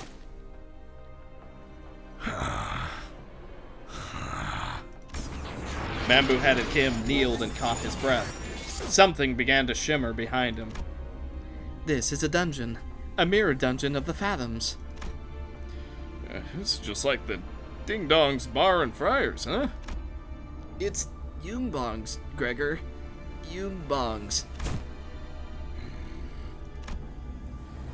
He's already entered the dungeon. So we gotta follow the bloke, huh? Yeah, we were ordered to secure the distortion as well, so... An immense, heavy sensation emanates from within that space. That, monolith has to be somewhere in there, too. Let us follow. While she was clearly dumbfounded by the turn of events, I could tell that she was determined to see this through to the end. We had nothing more to add. Advancing. This is... His place has taken the likeness of S-Corp. Not just anywhere in S-Corp. You call this place the Fathoms of Ego? It appears that Mentor Bamboo-Hatted Kim's memories are affecting this place.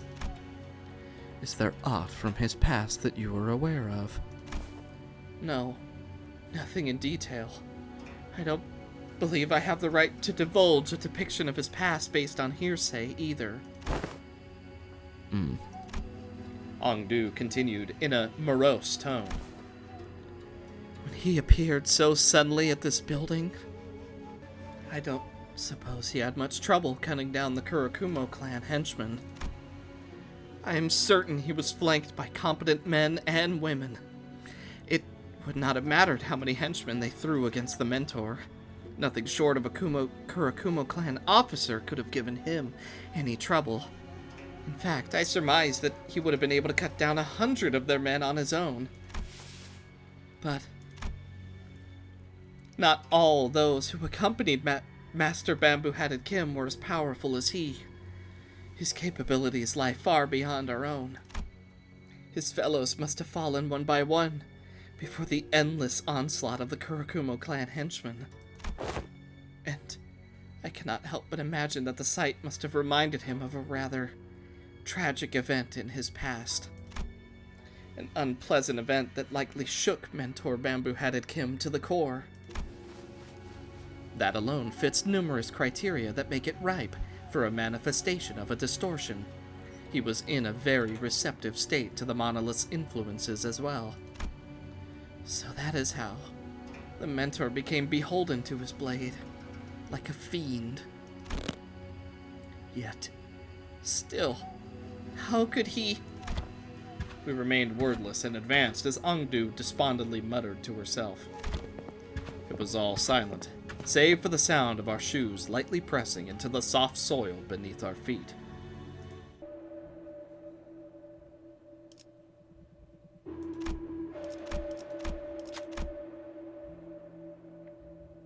Ah, I see I have picked the wrong one.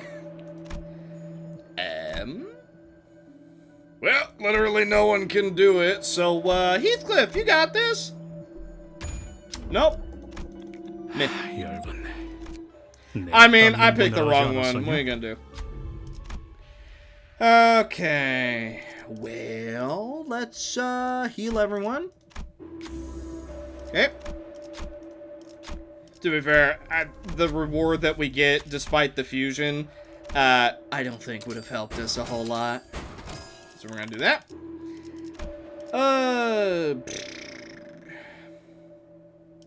Me. Alright, we'll just keep what we have. Here we go. 단피가 떨어질 때군요. This is gonna suck. Oh, yes, it is. So that thing behind him is... Indeed, that is the monolith.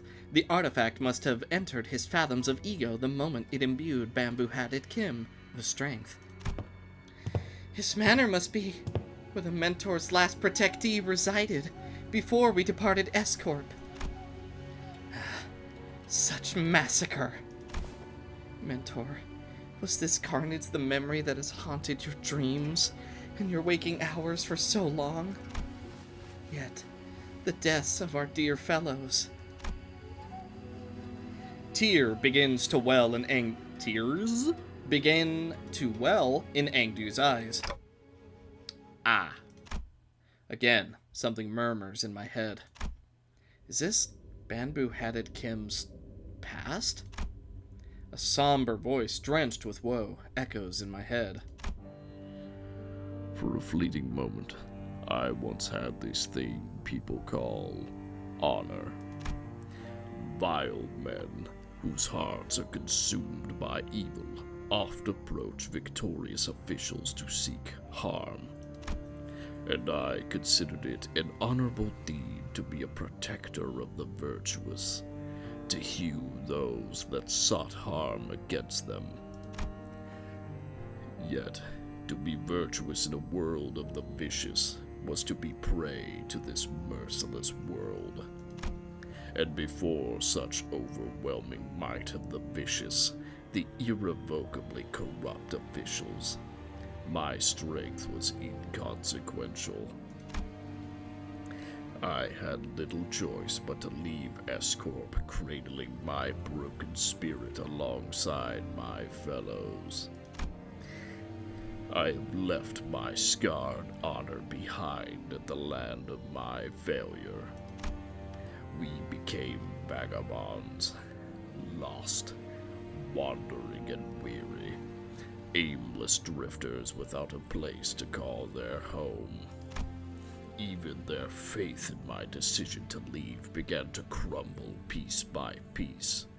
So did my faith in myself. I began to fall apart. I have already failed once. What's there to say I am not failing my dear fellows once again? The least I could do was help them lead a stable life. Yet that invitation I received only led them to their demise. In the end, I failed my mission.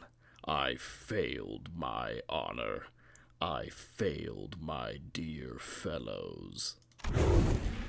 Again, I returned to the land of my failure.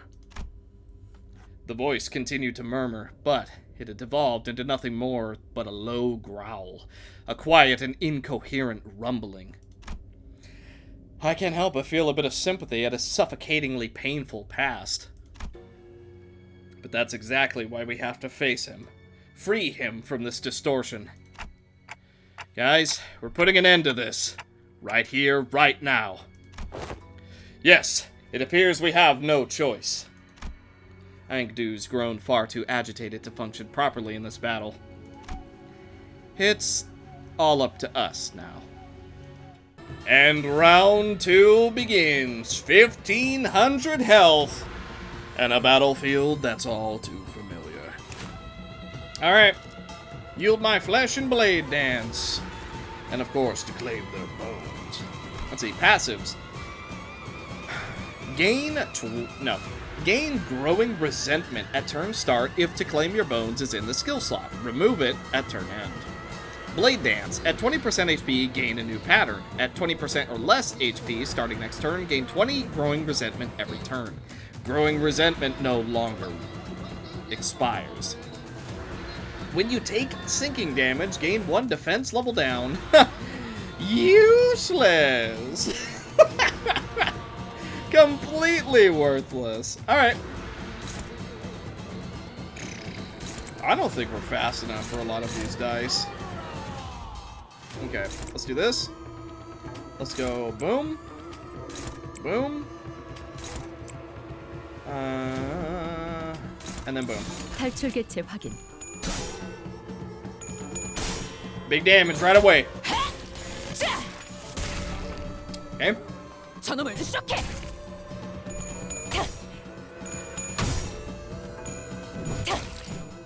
Okay, we get through the evade dice pretty quickly, actually. +1 slash power. We might not have the special ego gifts because we picked the wrong one and failed, but we do still have +1 slash power and a decent amount of slash dice. Bonus damage because of the rupture. And this bullet truly can hit any target. Just as you say. 47 damage. And stigmatized. Okay. 개체의 유효한 속성을 Tiny bit of 정확하게 damage and more 간파했습니다. rupture this turn. 제 예상만큼 관리자님의 능력이 우수하다는 것이 증명되는 것 같아 다행이군요. So let's see. Which one's going for you? This one? Then this is going for Faust. So we'll go boom. This one is going for you. So, oh, we're dominating though. You know what? I want to try and get a bit more burn. Then this is going for you. Okay, this is going for you. So we'll go boom. No, you know what? I want more strength. And then we just go boom. Yeah.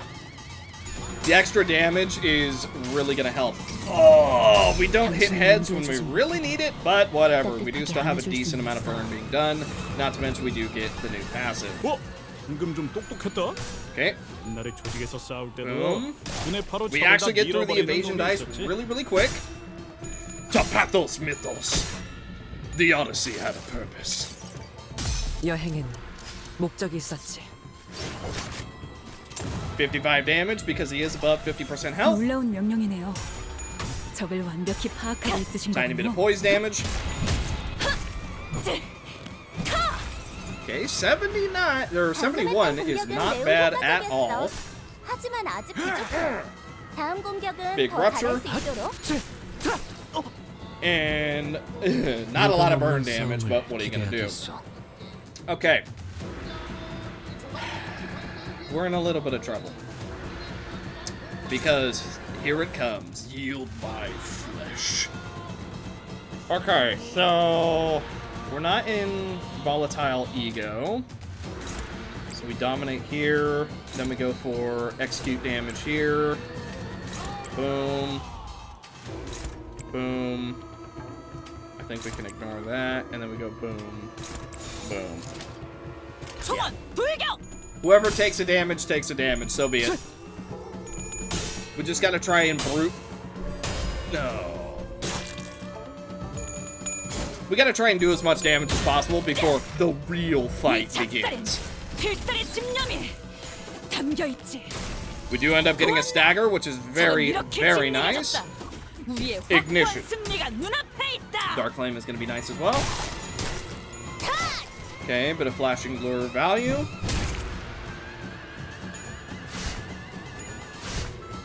Good. Okay, so you're staggered, so we just need to do as much damage as physically possible right now. Let's think, how are we gonna do that?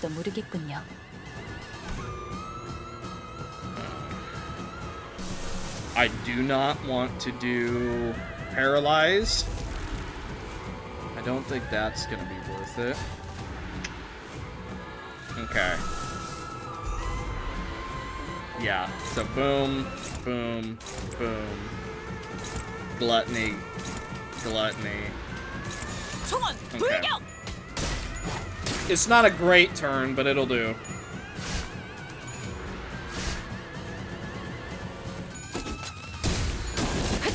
Okay, Dark Flame next turn is going to help, especially because our fire does actually have 3 stacks as well. We hit heads, which means we get some Rupture. Unfortunately, we did have Paralyze, so we don't get much value out of hitting heads other than that.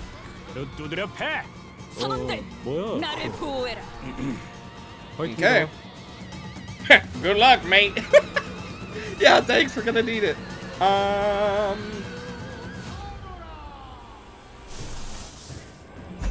Everlasting. Dominating here, so let's go for it. Oh, struggling. +1 power. We're favored. Oh. That's not good. Okay. Oh boy! Let's hope that we get value before he does. You would think I would know this fight better by now, but since I try and go out of my way to avoid it, you know? Okay, oh! Extra attack and we get through? Oh boy!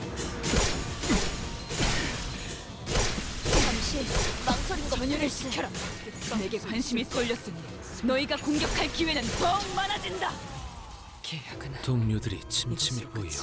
Well. 이대로 묵묵히 나아가는 것은 바람직하지 않겠소만. 본인은 늘 빛나고 있었는데. 나는 이스마엘이다. 나는 여기서. Well, we were close. This time has gone so much better. We are directly back where we were when we lost.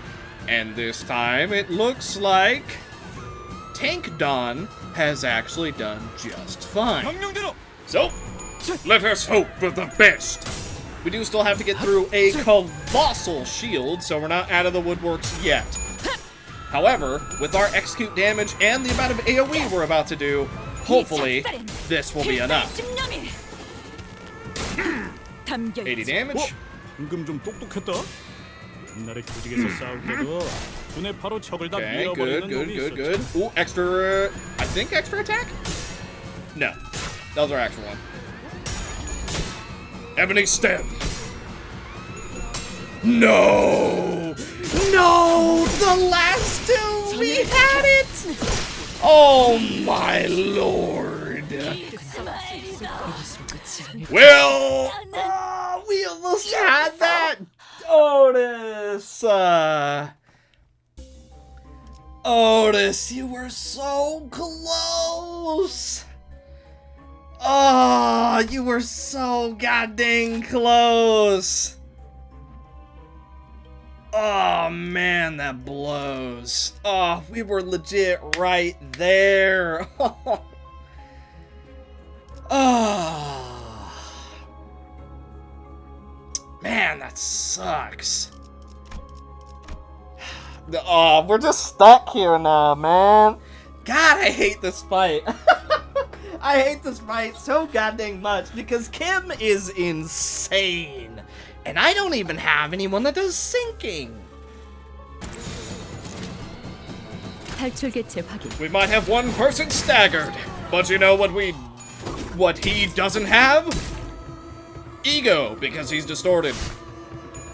Okay, I realize technically ego and distortions are like sorta, kinda the same thing, kinda. They both come from the heart, whatever. You know what? Regardless. Enough. Enough. Trevor! Time works against you. 방금 공격은 좋았어. He is so low, bro. Target fixed prioritizes the unit with the least HP. On kill, double growing resentment value. On kill, heal equal to growing resentment value. And it cannot be stopped. So, we're just gonna hope for the best. We're just kind of gonna go for it. Actually.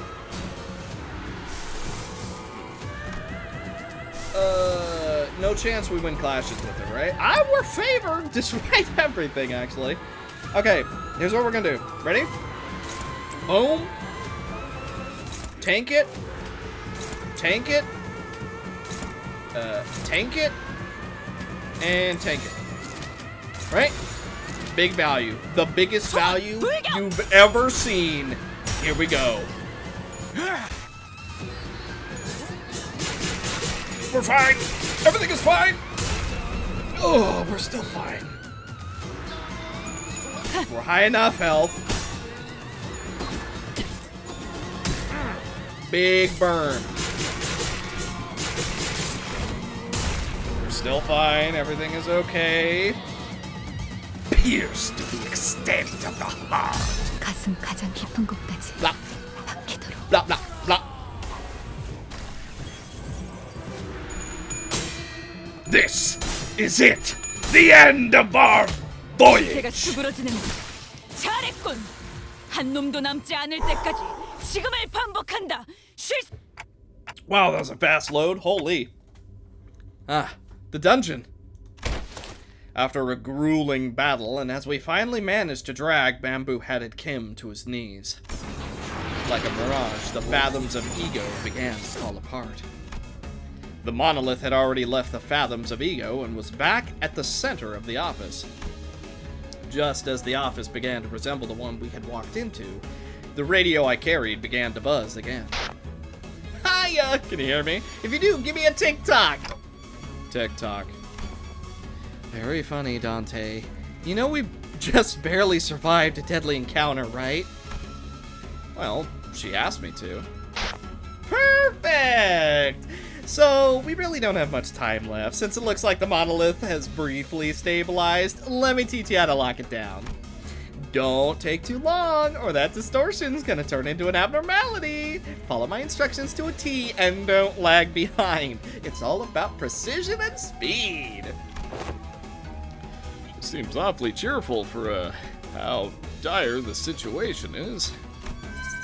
I followed the radio's instructions and reached out to the monolith with my palms. Some light came out of it when I reached out with my fingers. The voice coming from the radio was pretty nonchalant about all this, but it almost sounded like she could see exactly what I was looking at. Right, straight down from there. Yup, you're doing good.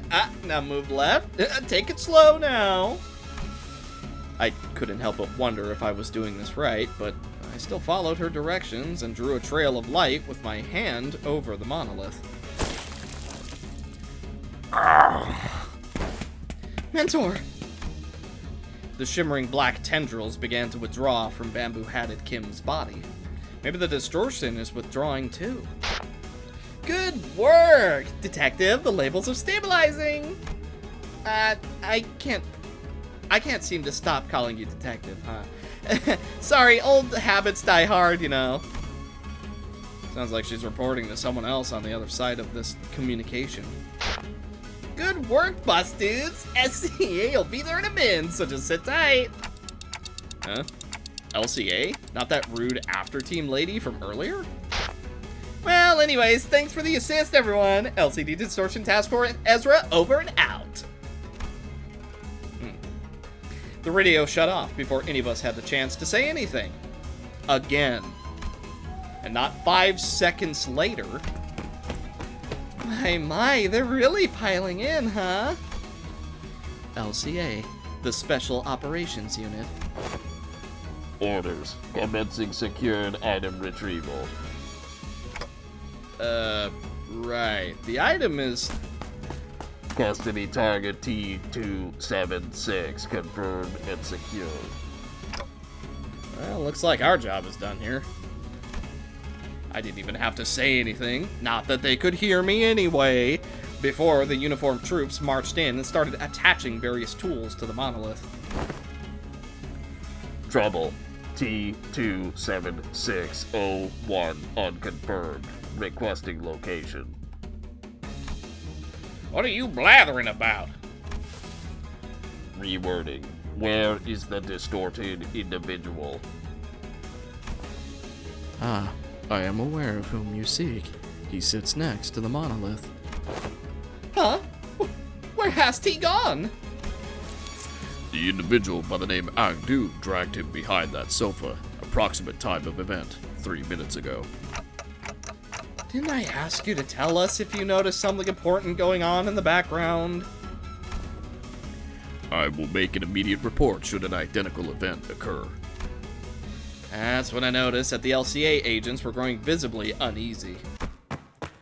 Alert. Abnormal reaction detected from an entity in T27601's proximity.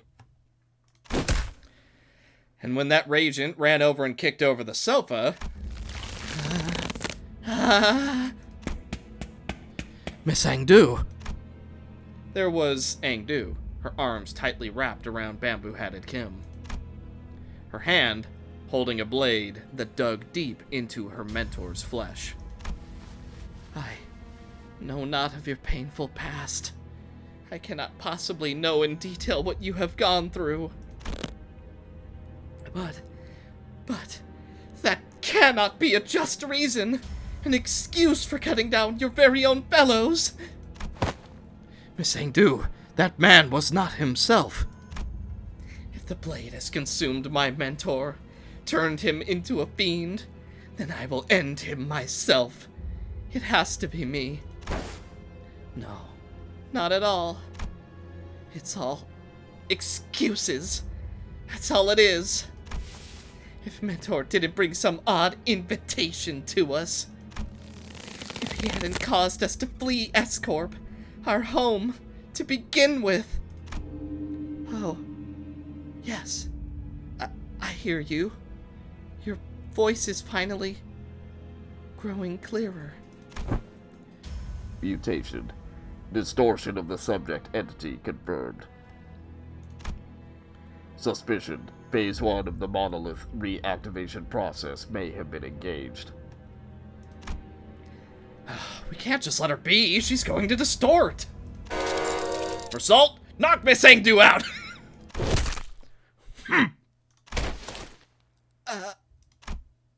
Mersault struck Angdu hard before the LCA agents even had the chance to do anything. God dang! Stabilize. Distortion nullified by the subject's loss of consciousness. Stab wound confirmed on subject T27601. Wound not critical. Will not pose challenge to retrieval and recovery. I have carried out the task as you have ordered. Thank you. Whoa, what just happened? Was that caused by the monolith's influence too? A plausible explanation. The monolith was properly sealed, but its lingering influence seems to have seeped into her. Oh, hey, the level went bonkers over there just now. The radio began buzzing all on its own again. Requesting radio. I will receive LCD's message. Okay. Acknowledged. Please speak. Oh, you're LCA, aren't ya? I'm Ezra from LCD. Nice to... Acknowledged. Commencing sit rep. You know what? You're not the only one who knows how to cut people off. I already got your sit rep, okay? I don't need it. There are 2 people there, right? Just bring them both over here.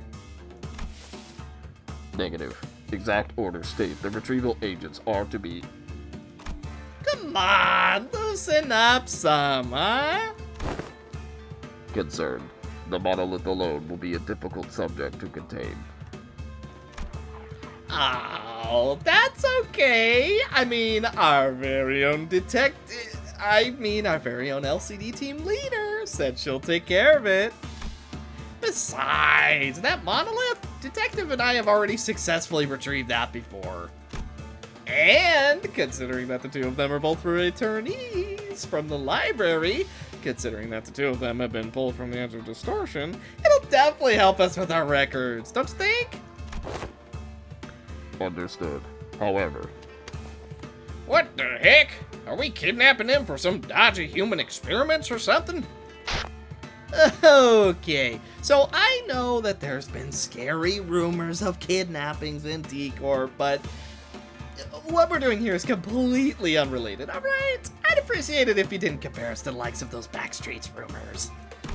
Sure, you guys can leave them there, but if we don't take them in, they'll distort and get killed. And who knows, the Kurokumo Clan or even the Thumb could catch wind of this and pick them up instead. I suppose you're right. Anyways, make sure to bring them in. Both of them. Okay? Acknowledged. Retrieving now. The call dropped. The agents swarmed around the pair, bound them, and disappeared out the door. All of it was done in one fluid, practiced motion. I don't know when it happened, but they'd already retrieved the monolith when that LCA agent picked up LCD's call. Oh, excuse me, hiccup. Right, so... mission accomplished, huh? I guess so. Warning. Recommended action for the manager. Immediate extraction from the scene. Imminent arrival of the Thumb. Highly likely. So, after the middle is the Thumb. What I wouldn't give to see the look on their stuck-up faces.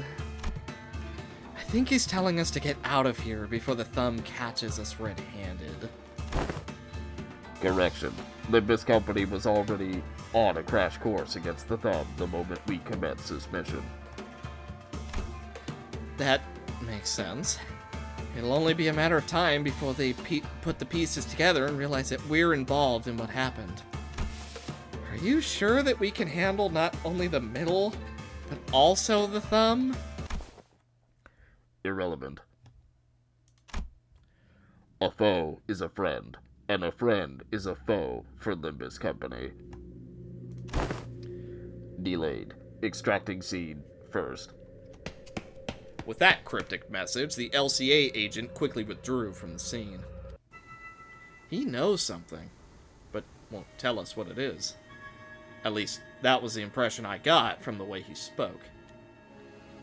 I came to meet so many departments of the company in such quick succession. The LCA, the LCD, and the LCCA. An old question arose once again. Something I'd forgotten as we kept ourselves busy with the missions we've carried out so far. I really don't know much about this company I'm working for. And there's this mysterious Herman and the equally puzzling Demian, who is the worst character in all of LC history. Maybe, in the grand scheme of things, I really don't know anything. Maybe what I know amounts to nothing more than a pinch of knowledge available to the powers that be. I thought we were pretty deep into our journey, but I was starting to feel that in the far future, if I were to look back on the records of this journey, we wouldn't even be 10 pages into the book. I began walking back to the bus with the sinners, my head further mired in confusion. Ooh-wee! We really ran into a lot of people in such a short time, huh? Well, I'm pretty happy that I got to know more about the workings of this company. Once we returned to the bus, the sinners each began chattering away about what had just happened. I wonder what's going to happen to Angdu or Bamboo-Hatted Kim. That does not appear to be information we are privy to. Though we all work under the same company, all that the LCD shared with us was the name of our contact, Ezra. And is Limbus Company truly kidnapping people for human experiment? You don't just start experimenting on humans like that. It's not something that just happens. Remember what that LCD woman said? Rumors are just that. Rumors. Gregor furrowed his brows as though some unpleasant memories of the past began flooding in. He dug into his pockets for a cigarette. There's LCD, but LCA just seems really out of place, even when compared to the other departments. It's like they're from a completely different company. As we made our way back to the bus, I slowly began to organize my thoughts on everything that's happened. I did know that it wasn't the most productive thing for me to do. Faust, you're not going to answer any of my questions, are you? I apologize. At the present moment, it is difficult for me to disclose any information that does not concern the LCB department.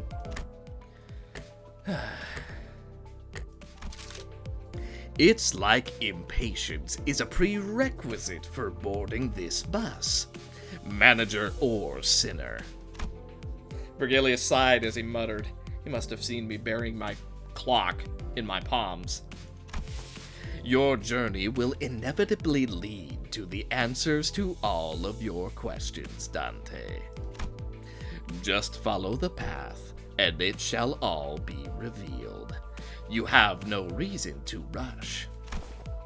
Besides... Vergilius's gaze fixed for a brief moment, slightly above my head. I wonder if he's looking at my flame. It's nothing. Ha. Perhaps your impatience is rubbing off on me. I suppose I shall find out along the way as well. Vergilius scoffed, muttered something incomprehensible to himself, then turned away from me. It was clear that he had no intention of continuing this exchange. Let's go, Charon. Been waiting for Boom Boom time. Driving to the famous heights of T-Corp. So, the bus took off once again. Sometimes bustling, sometimes dead silent. And with that, I believe that's gonna do it for this episode of The Limbus Company. I told you we'd do it all in one go this time. So, thank you guys so much for watching. Hopefully you enjoyed. And with that, I will see you guys in the next one. Bye.